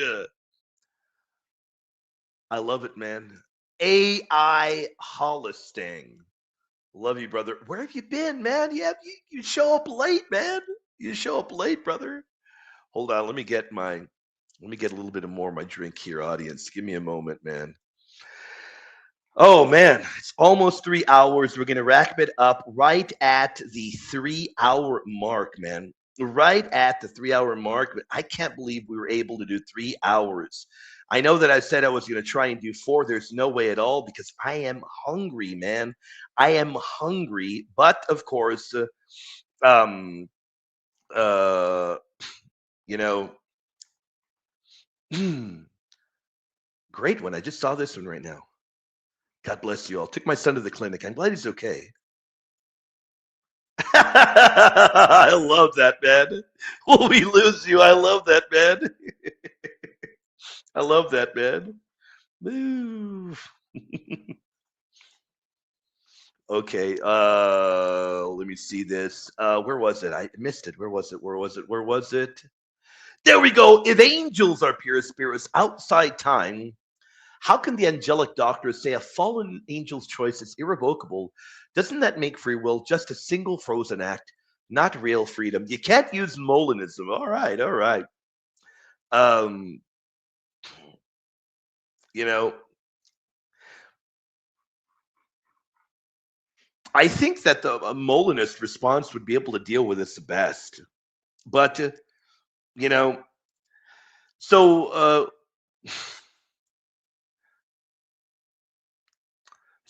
let me try and do this from the angelic doctor's perspective. Um, Angels are pure intellects. You know, they don't have changing passions. So at their first choice for or against God, which came from their own freedom, they knew the object of their choice with greater clarity than we do because of their heightened level of intellect. Because of their heightened level of intellect. So because there cannot be any new information that they are going to receive, um, to cause them to reconsider, because of that, their choice becomes irrevocable. It is still a real free choice because they chose it without coercion, is what one can say. Now, sadly, you said I cannot use Molinism, but I think Molinism would give you the best response because Molinism would preserve the angelic doctor's idea that that the choice is free. Um, but Molinism would go even further and note and emphasize God's middle knowledge, which I think is the superior position. And I think ultimately Molinism gives you the best kind of response. Daniel, I'm glad that was helpful. Would you agree with me, though, that perhaps Molinism gives you a better viewpoint on this particular issue, though? That's what I would take. And audience, we're coming right up to the 3 hour mark, so I do want to wrap it up now. I am a little bit bummed out that I couldn't play the cartoon. Tomorrow we'll let Gary do it, or if Gary gives me permission, we'll do it tomorrow.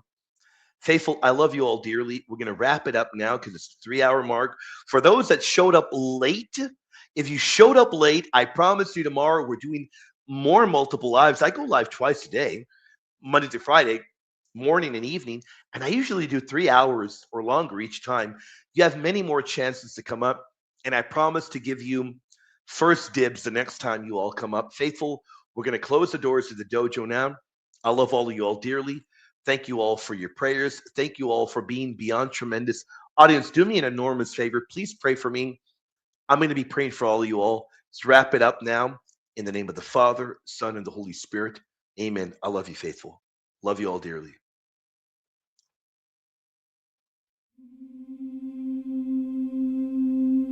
Ecclesia viventis Dei, columna et firmamentum, veritatis fundamentum,